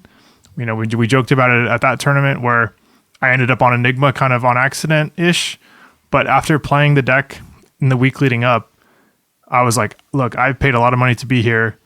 I've tested, not as much as I meant to, but enough to know that this deck actually gives me the best chance of winning. And so I went into London not super proud of my pick or like excited to play Enigma, which I do like Enigma, but I wasn't like, yes, I'm playing Enigma. It was like, this is the deck that gives me the best chance. So be it. Now, there's been Pro Tours like LA. I brought Azalea. I knew that was not the deck that gave me the best chance of winning. And I think like being really honest and like intentional about that decision is like worth your time, like to think about. And, you know, even if like your deck is a rogue deck and that's the deck that you know, maybe the answer is it gives you the best chance. But knowing like if that's really your goal, like naming it is worth your time. Absolutely. And for me in that regard, like it's so much harder for me to pick up the meta, like the best deck, right? Let's just say there is one, pick it up. And then if I don't do well on it, that is much harder for me to handle than me picking something I know I just really enjoy inherently playing and getting the exact same result. Like that's easier for me to deal with. You know what I mean? And sometimes you have to lie to yourself. You know what I mean?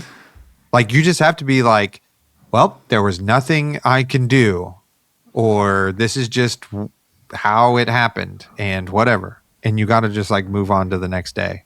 Right?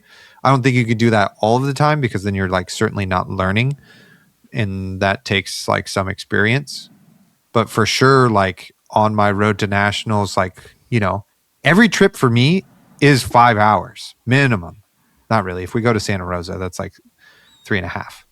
But it's like nothing's 20 minutes from my fucking house where I'm just like, well, whatever. I'm just hanging out with the homies today. It's like, no, I got to like go and sleep somewhere I don't know, or like not my own bed, etc. You know, like it's a fucking vacation.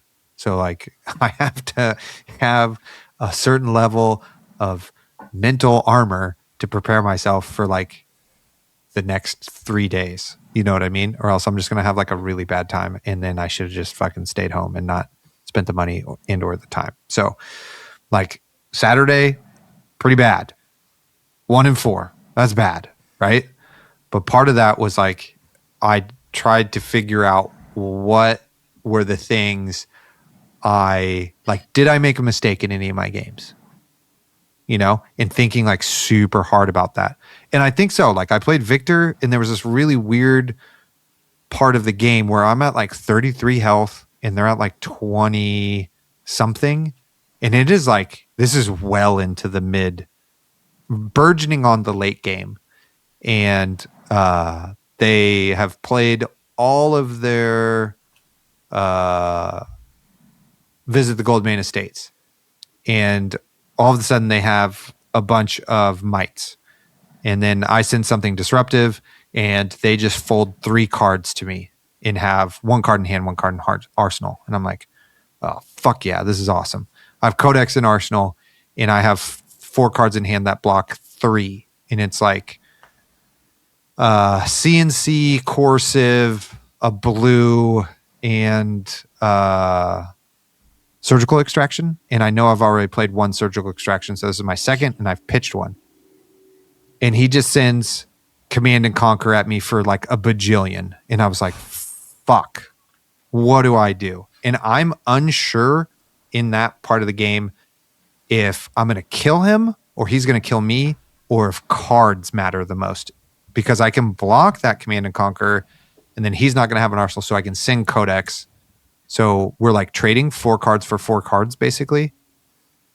But I'm going to lose if cards matter, if I give them 4 cards, and they're like high value cards too, right? Like surgical, CnC, etc. And I wind up losing this game, and I'm like, man, is that the inflection point? Because literally I just needed 1 more health.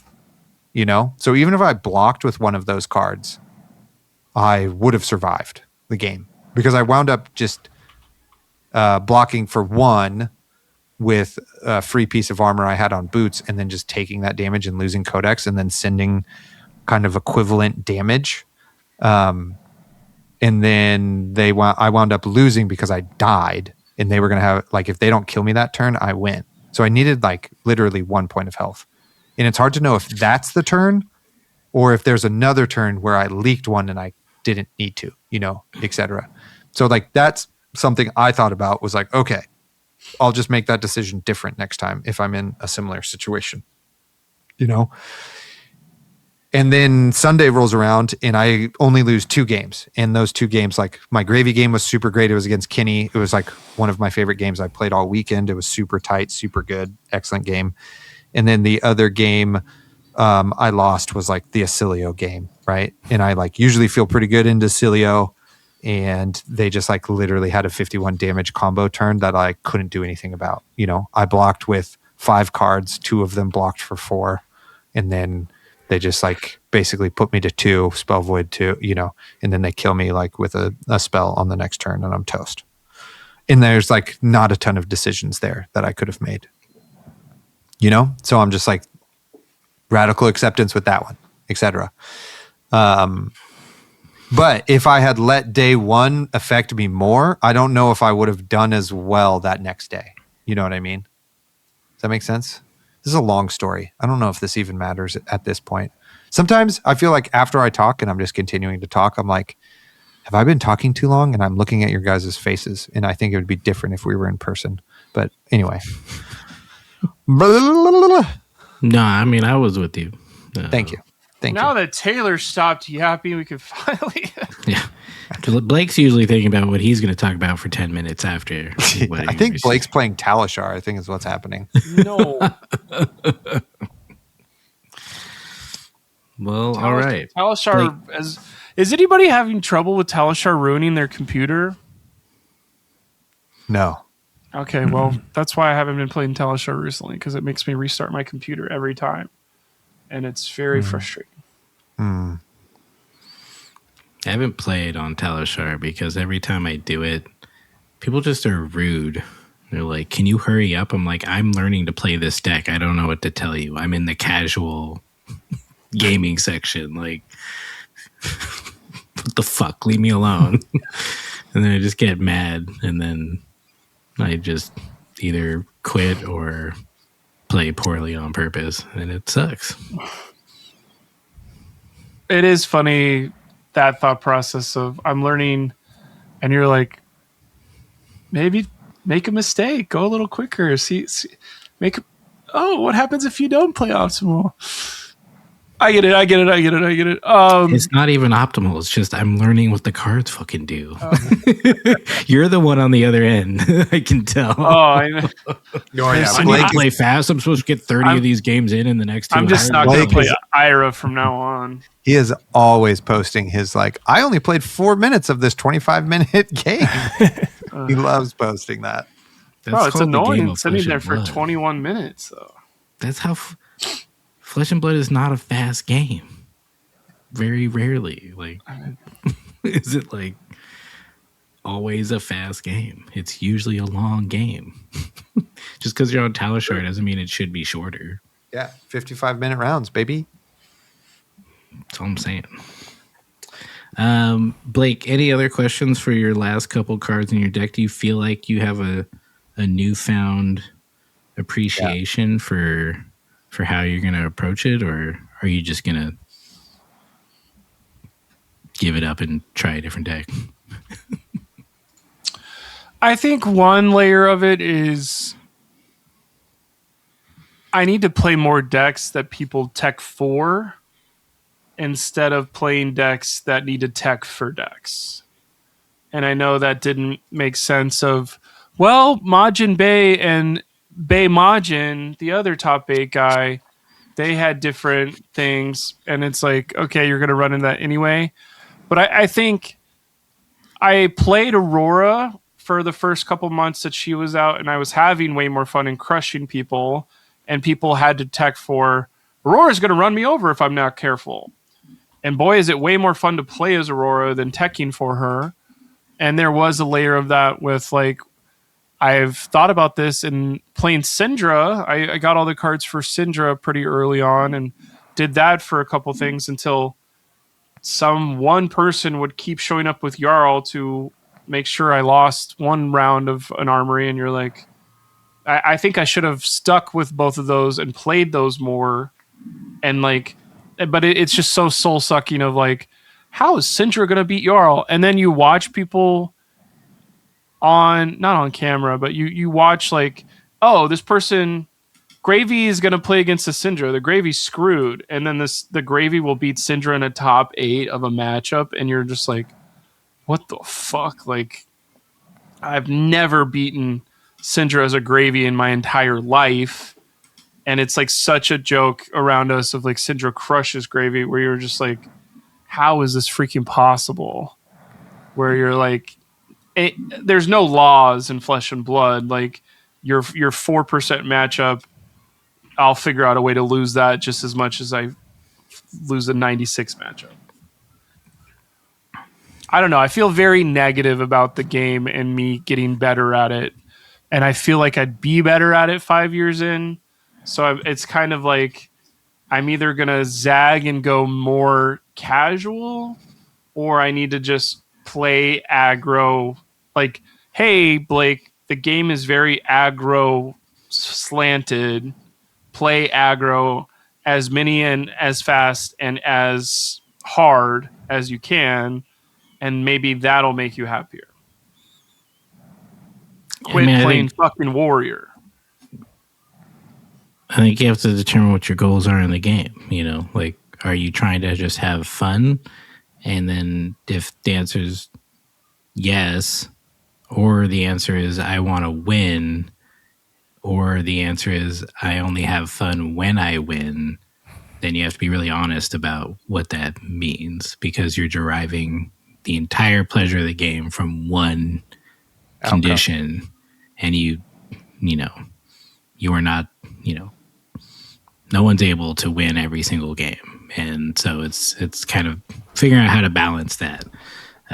So, if that is the case, then you probably do got to play meta decks, and you got to play more aggro things and do stuff that you may feel you don't want to do or kind of against doing, because you can't, those two things can't coexist. Like, you can't be like, well, I don't want to play meta decks, but I have to win to feel good about this and have fun. Yeah. So then, like, you're not going to have fun. I'm never playing Tough Nut. I would play like, okay, in the June set, what's the aggro deck? I'm just going to jump on that right away. Well, Colin is completely correct. And the way I would break that down to have that honest conversation, figure out what it is. Let's say it's winning. All right. So then you break that down into, all right, what are the processes to winning more? Right? Okay, play the best deck. Okay, great. So we got to play the best deck. Probably practice in a controlled way more. You know what I mean? Try to journal after every loss and win. Like, what went well, what didn't. Like you have to break down that process and then focus on those little parts on the way to the big part to accomplish that goal, right? Which is much harder and more perhaps like involved than we want it to be. But like, you have to start with Colin's question, break those down into parts that get you to where you go, and then focus on those parts. As a master of coaching, that's my advice. The other thing, obviously, if you want to win more, is just play the best deck, right? It's the same thing in sports. You want to win more? Get better players. You don't need a different coach.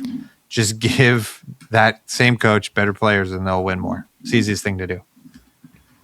I think Flesh and Blood has done a good job, though, in the last couple of years of the best deck not being like a thing that everybody knows and can agree on. Like, and I think that's good. I think there should be. Syndra wins Worlds, and you go, oh, yeah, that makes sense. I'm agreeing, and I'm being like, there's that saying. Layer of like, we knew Syndra was easily top 3. Like, no one could possibly deny that Syndra was top 3. at all. That would, but you could quibble that she was the best deck. You know what I mean? Like, you could also justify Gravy as the best deck, in my mind. And so, like, if your strategy is playing the best deck, that doesn't mean that there's one deck. That might mean that there's 4. It might mean that there's 2. And you get to pick the one that speaks to you more, or doesn't play Fables or whatever. Unfortunately. Speaking of Fables, we got a couple new spoilers this weekend. Wow, spoilers! I love spoilers. They must be good, right? We're not talking about spoilers. What are you doing? 2 new gems look like the old ones. All right, what time?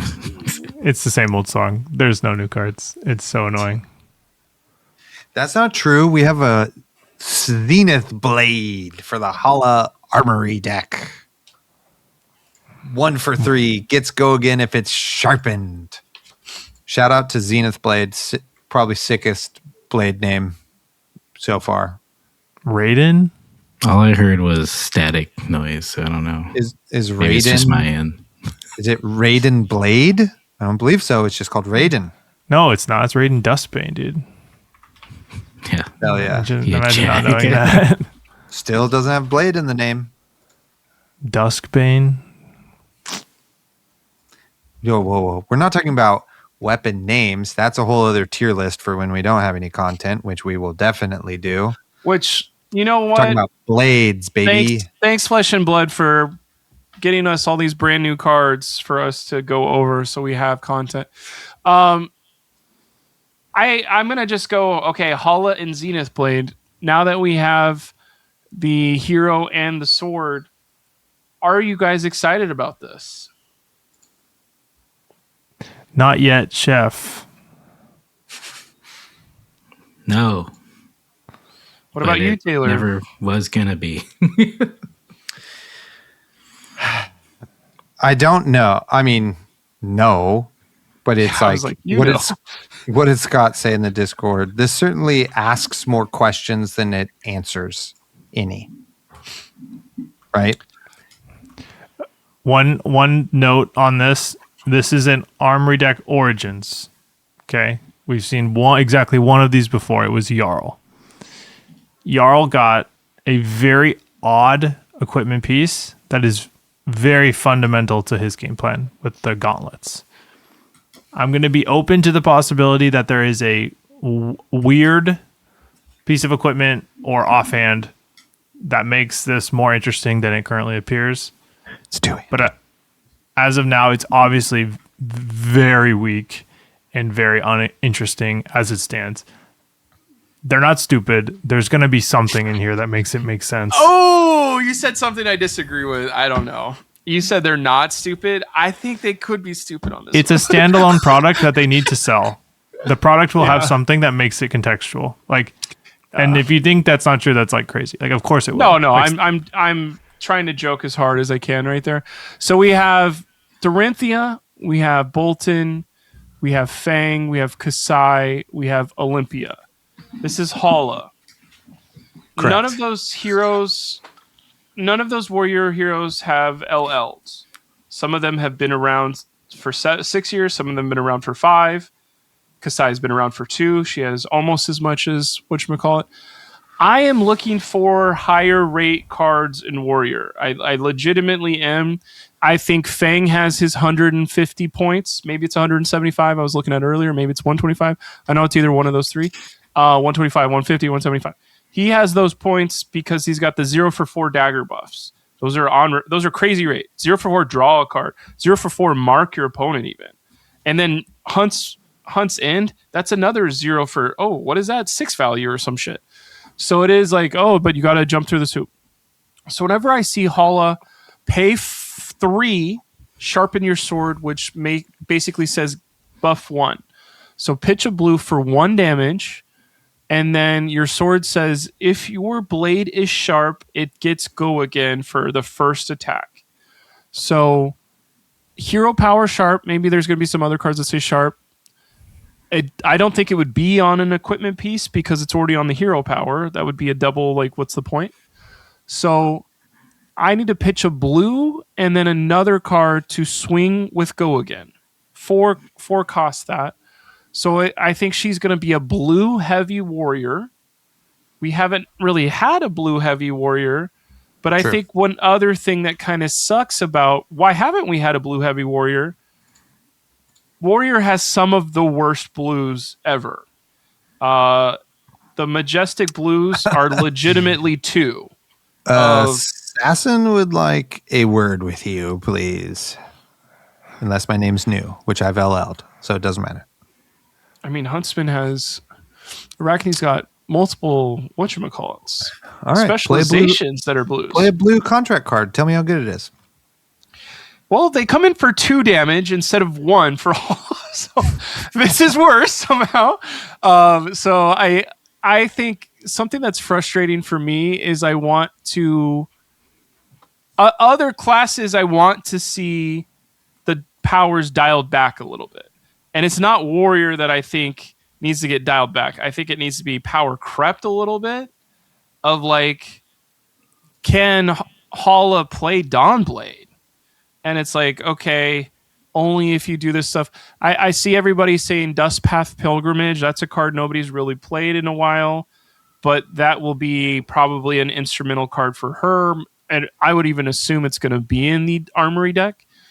But I think it's just something where you're like, I don't want Hoops Warrior. Like, what is a warrior that is just like on rate or above just by existing and having cool shit, instead of if all of these light switches are on and then your opponent just goes, I'll block 12. Like that even works against Dawnblade, where you're like, fuck. Or, okay. Twinning Blade.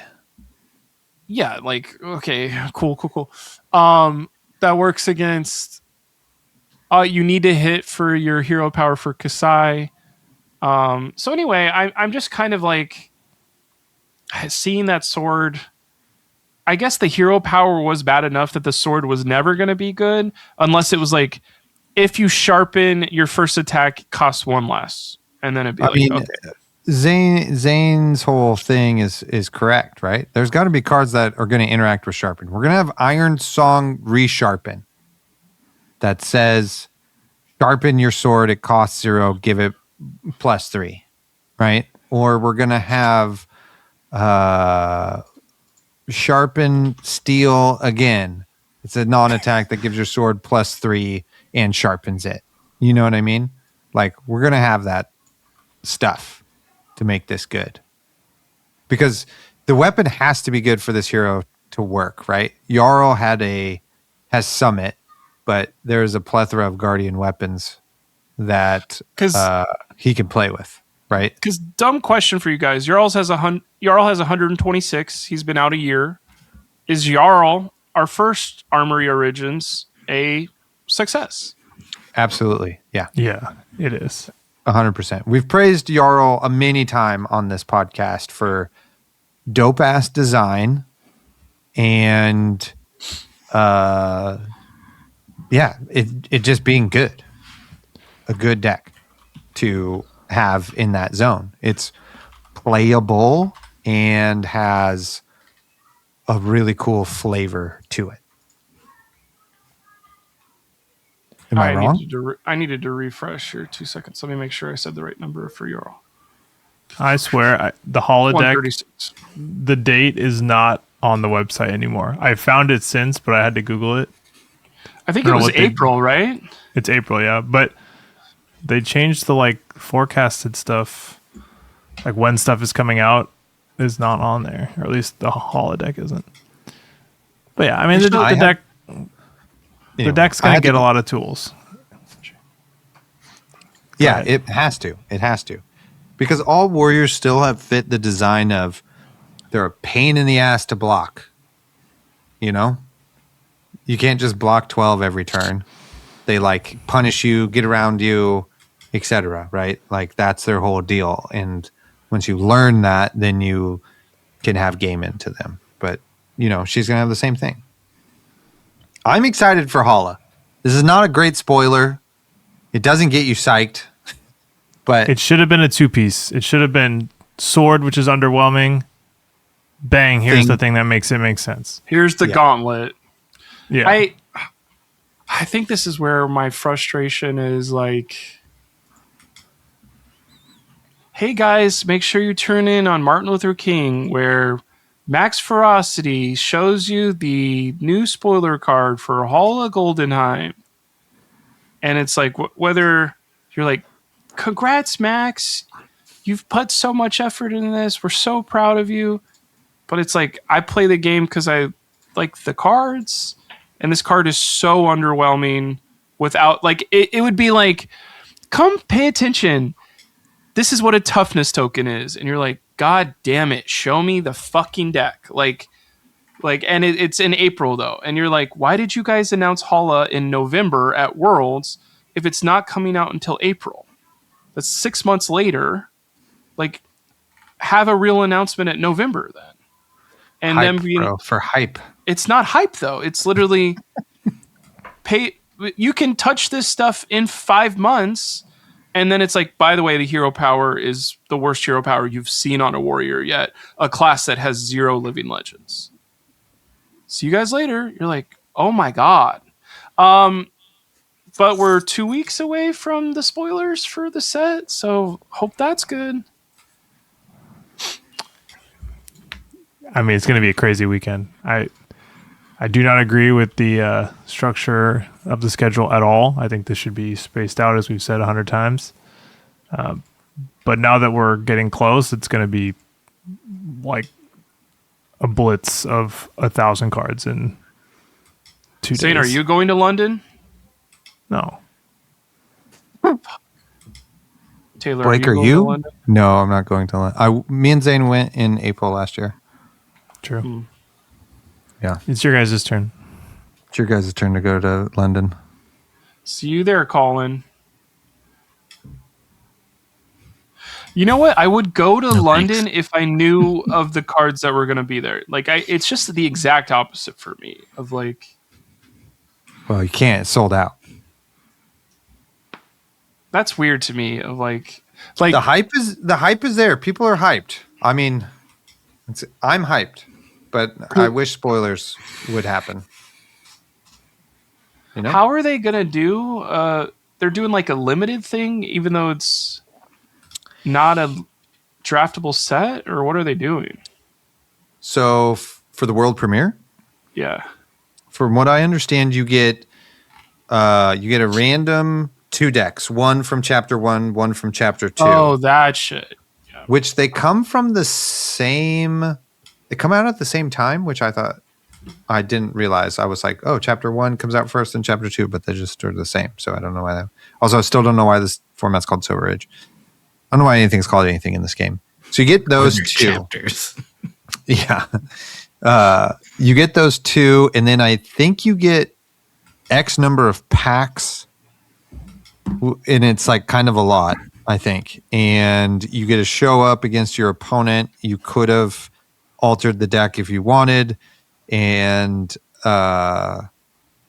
you both ban one of the decks, I think, and then play, I believe. So your opponent gets to be like, you have Icelander and Arachne. They're like, I certainly don't want to play Icelander. And then you're like, well, I certainly don't want to play against Viserai. And then you play with whatever decks are left over. And that's the format for the world premiere, I believe. There might be some fuzzy details in there, but I'm pretty sure that's it. It's something like that, yeah. Yeah. It's which I think is pre-con. Yeah, which I think is cool. I think that sounds fun as hell. Speaking of cards we have seen, one of the cards we've seen is Command and Conquer. And you know what Command and Conquer has? A bunch of different art printings. And what are we going to do right now to bring up our spirits? We're going to rank the art of Command and Conquer. So I hope everybody's ready. Hopefully everybody's got their Fabry open and is ready to start with the beginning. We'll go in chronological order. Command and Conquer Arcane Rising, number 159. What do we think? A tier? S tier? The best? The worst? Where are we putting this one? Wait, sorry, which one are we at? The Arcane Rising, Rising, baby. The real one. Okay, I got you. Yeah. Chronological order. This is my favorite. This is my favorite one. S tier. This is number 1. 2 votes for favorite from Zayne and Blake. It evokes what the card does in a visceral way. Take out that prisoner. I'm going to put it as number 3 on my list. It's the 3rd best. Nobody's perfect. It's the 3rd best. It's the 3rd best in my mind. You're just dropping it there. You already have them all mapped out. This is just my personal where I would put it. I'm going to say it's 3. I think there are 2 that are clearly better. I wish we had some kind of visual aid going on right now. Are we all just going to say what numbers we are, or? Oh, I don't know. Okay. I wanted to know everybody's opinion. Got it.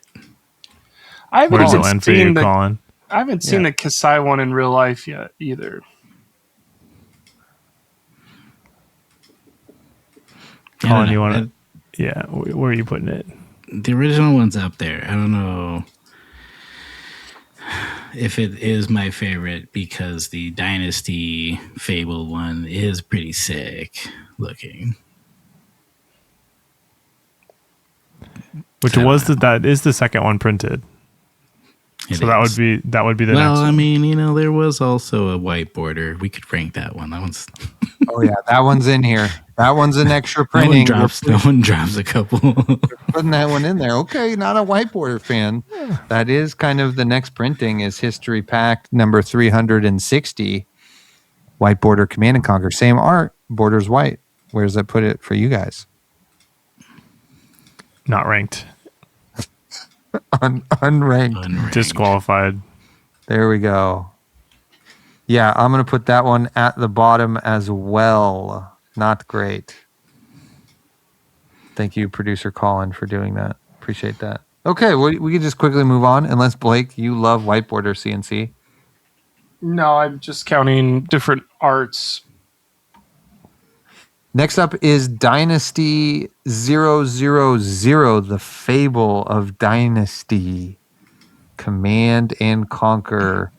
Cold foil extended art banger. This is my number 1. This is absolutely the fucking sickest Command and Conquer we have. There's no question about it in my mind. It's number 2 for me. I really like it. It's a little too zoomed out. There's a lot of visual interest, which is great, but you lose a little bit of like the guy who should be featured more, in my opinion. Commanding a vast army. Yeah, but you don't even see him. You see the dragon, which, like, again, the dragon is sick, but like, yeah, you see him. He's in there. Look. I mean, you don't on the card. Look, he's commanding. We're zooming in. Look at him command. Look at him command. It's just a different angle from the first one, right? But is he conquering, Unclear. It's my number 2. He's about to get murdered by Arachne Huntsman, so. Damn. This is my number 2. Ooh, okay. Okay. So Fair next enough. is Kasai. I think so. I think Kasai is next, historically. Where's that even from? So, great question. For those of you who don't remember, there was a deathmatch arena for skirmishes or RTNs for draft specifically, in whichever hero won would then get a altered Command and Conquer with them on it, and anybody who won those tournaments would then get the card. So Kasai won the most heavy hitters drafts, and thus is on this Command and Conquer in this heroic pose. And then I don't know if you guys know this. This actually is the only one that has the ampersand. So you could make a case that a different card. You could run 6 copies, yeah. Really? I like if you have that. 3 of these. If you got $10,000 laying around. This is the worst one. And I really like Joseph Chu's art in general, but this is just not Command and Conquer to me. And I think the whole promotion was weird, and I don't know. Really? Doesn't Wow. do it for me. I love Kasai, and this doesn't do it for me. Yeah, this is a huge shocker to me. You're a huge Kasai defender. It doesn't even look like Kasai to me, really, honestly. Like, What's there not to look like her? Headband, hair, sabers, boob armor. Red Where's cloak. Where's her dudes at that she's her commanding? hair's so light. She like looks like younger. Her clothes are too light. She's like wearing like darker red. There's no gold. She's got more than one outfit, okay? The Thank you, sabers. Colin. She's a... It's weird. So I like this one. I'll agree with Zayne, like I've done the whole time. We're in lockstep, Zayne. We're best friends on Command and Conquer stuff. I think this one's frustratingly. I have never seen it in person, and it's one of those things where it's like, oh, there's only 4 printings of Command and Conquer, and somebody goes, actually, there's a 5th one where only 26 people have it in the world, and you're like, okay, we would never bring that up in any other thought process, so why are we bringing it up for this card? Like, get it over with. Boom, boom, boom, boom, boom, boom. But it's somebody like Evan doing that, and you're like, just go get your freaking Whataburger and shut up, dude. I think it's sick. It's number 4 for me, but I think it's freaking awesome. I think it's a cool story. I would have been fucking psyched to have won and then get this card in the mail sent from LSS as like a reminder, and then to freaking sell it for an unknown amount of money, you know? I think it's cool. And I like the art, and it looks exactly like Kasai. And it looks just like her. That's what we all been trying to say. Yeah. Yeah, this one's in the top couple for me. I don't really Yeah, know it's sick. It's got a great story. Junted extended art. This one hurts. I think this one's bad. Wow. It's medium. It's medium for me. I think it's the It's third giving and that fourth are one like guy kind of from A Quest for the Holy Grail who just kind of is an idiot. the swords being like off center, which was obviously like an intentional choice, but it is a little weird. But I don't know. 3 and 4 are kind of a toss up for me. This one and then the latest one. I'd probably put this one 4th though. But Zayne, you run these in your deck. I've seen them. I sold them. I don't know if I ever told the story on the podcast. The first case of Hunted I had opened 26 packs into the case, so 1 box and 2 packs, and I had opened 2 of these, which makes no sense. Like the first box had an EA Rainbow Foil CnC. Second pack of the second box had another one, and I was like, "What is going on? This is supposed to be like, near fabled level rarity. At least I thought. It's obviously very rare. I don't know what was happening with that. But then somebody locally like had a third, and I was like, sure, I might as well finish the set. And then I played with them for a little while, and then I was like, I don't like these, and then I sold them. Fair. Totally fair. A Hero's Journey. This is number 3 for me. Number 2, I mean. Because OG is number 3. This is number 2. I think it's sick. I've seen it played in person. I would have loved to have opened any of these. It's really cool, I think. It gives me Lord of the Rings vibes. It does do that, yeah. Yeah. Blake, is this your 3 or 4? I guess this is my 3 by default, right? Yeah, like That's close. what I'm about to say for 3 and then the next one as well. I kind of wish this was just a different, like all these reprints with new art. I'm like, this would have been really cool on like Final Rally or something, a new Majestic from the new set or whatever. Like as a Command and Conquer, I'm like, it needs to be Is he commanding? Is he conquering? I don't know. This is one of the, like, I never opened this, but if I did, I would sell it immediately because I like my OG stuff. But I think that puts me in a weird position, though, of like, you're just never going to be happy with reprints. And you're like, well, kinda. Because I like the icons of our game. And I think for the next layer of this, where it's Enlighten Strike or E-Shake or Enlighten Shake Weight, and you're like, why are we doing that? It's the same art. Like, it's just a different angle. Command and Conquer is my 3 because I'm so confused about the new one. But here we go. And then finally, Pen 319. Oh, they don't even have the. Oh, They yeah. It do. has to be the Antiquity 009. I think this is. I like this art. I don't feel great about this border, but maybe it'll grow on me. I think if I opened this in my Antiquity pack, I would be psyched. I think this is freaking sick. I like this art. All right, go ahead, Colin. I don't know. It's like what looks like his left arm is bending like his right arm. Like, it's just, there's a lot of weird things happening in this.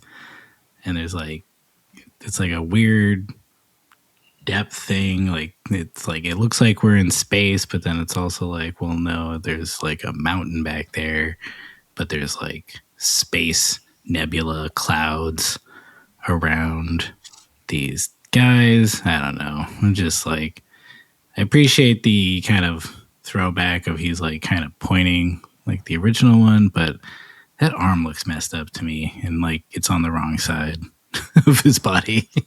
I see what you're saying about the hand. It does look like a right hand on a left arm. Yeah, it looks like he has a number of arms. Yeah, there's a bunch of arms, and then there's like this weird tail thing that comes off his shoulder that I'm like a little confused about. So, you know, not my favorite. Put it next to the white one. the Fedum one. This is my 3. I think the justification for it being 3 is yeah, the callbacks to the original, but then also just like this will be fun to run. Theoretically, if I end up with these or whatever, I probably won't, but theoretically it's fun to run these in like shadow decks, so it's like a little more on flavor. Because like the hunted alternate art doesn't really like change the flavor very much. It doesn't like align it with anything. But like if you're playing, you know, Vincent or Chain or something, like this one will be fun to use because it feels more like it fits into your deck. So that's why it broke the tie with the hunted one, because of that. What I really want to know, because this is my proclivities, I'm like, what's the most hipster pick? That's the CnC I want to run. You know, I'm kind of looking to break from The Kasai one. the OG. Yeah, but I don't know if it is. Is it though? I'm joking. No, dude, it's the white border. I think it's white border, but I hate white border cards. Gotta do white border. Yeah, The no. non-extended art hunted CnC like super does not do it for me. Oh yeah, super bad. That would be bad. We can't rank that one. Yeah. I don't know. I mean, the hipster pick is either first edition or history pack. Rainbow Foil Arcane Rising ones are perfect. First edition, really $100? That can't be true. Might be. I mean, I'm sure you could get it for way less. That's just TCG being weird. Non-foil. I mean, the ones I think my total ultimate chase card would be Fable CnC. That would be so sick to have a freaking play set of those. Like, it's extended art, it's cold foil. It looks crazy. It's gonna be like maintain a high value forever. Yeah. Yeah, they are cool. There's a couple guys in San Diego that have the set. Yeah, it is very sweet. I've seen them in person too. It's so cool. All right. Anyway, there's our there it is. Command and Conquer definitive even. Budget friendly tier list. Yeah. Original CnC is the best. Oh, everybody's is. in a weird spot now. Whoa. Oh man, I got it. Bam, we're back. Is that it? Do we have any segments left, or That's The it. reason why I put that as 4 is because I wish it was. This is compendium, so I don't know if it's like. Just kidding. This is Monarch 3. And they throw off the fucking thing. And it was like, gotcha, bitch. London is crazy. It's Monarch 3. That's why why the Command and Conquer looks like this. And everyone goes, what? And then we're not going to make Monarch 3 a draft set. But it does have a Shadow Necromancer, and he's the guy with 6 arms from the Command and Conquer. And Light Cleric. Hala is actually your bodyguard. It's a shitty hero because it's a puppet character for your cleric. Oh, what? This is insane. Like, that's what has to happen for me to like this Command and Conquer. But I know it's like, so we put this Command and Conquer in here because next set or Monarch 3 is on its way in October, and you're just like, I don't want to think about Monarch 3 anymore. Just give it to us so we can get it over with. And Mystic 2 and Lightning 4 and Savage Lands Never, and you're just like, quit giving us hints. Is this the Monarch 3 war? And then I think the last layer for me is legitimately like Hostile Takeover. If this was a 3-cost, 9 damage card, you lose 4 life, you jump on top of them and beat them to pulp, I'd be like, that. I wish this card was called Hostile Takeover instead of Command and Conquer, and it had new text and it was a new card, because that sounds cool or whatever. Or like, but I don't design card games, but it is a. Why do we need a 6 printing of Command and Conquer or something is just going through my head. Running through my head.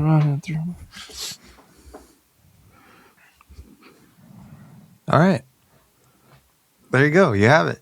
Compendium is actually Monarch 3. It's a grand reveal, last second, by Blake Meyer. That Would be sick. Would be sick. The only thing that would make me go, fuck, I should have gone to London. But it would make sense of why we couldn't market our game for 3 months, because it's a big secret. Be like, oh, okay. Crazy. Well, thanks for spoiling that, Blake. I appreciate. I'm sure LSS is like happy they can't make Chuck It and they can't make Mold, and now that you've spoiled Monarch 3, and there's nothing they can do about that. I'm reading you like a book, LSS. I know you're fucking me with Jim every weekend because of it, though. So there's just a big if statement that says, if Blake Meyer, then play Katsu. Run the function called fuck him.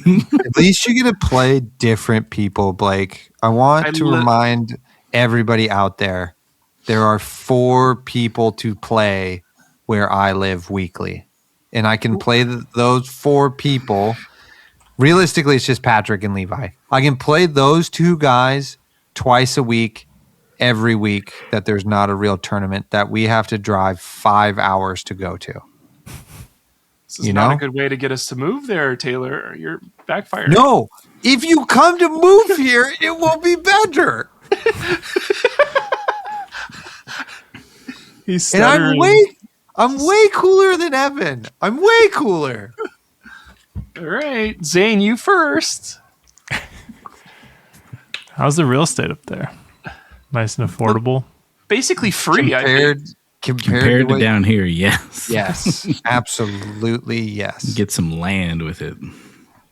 You want 2 houses for $700,000? Done. Same piece of property. One for you, one for hype. Yeah. That's right. 4 blocks from my house. There you go. You'd be in the same neighborhood. You have 2 houses. I'll live in the second one. Attack Action Podcast Real Estate Trust incoming. Incoming. Thank you, everybody, for being here. I love you all.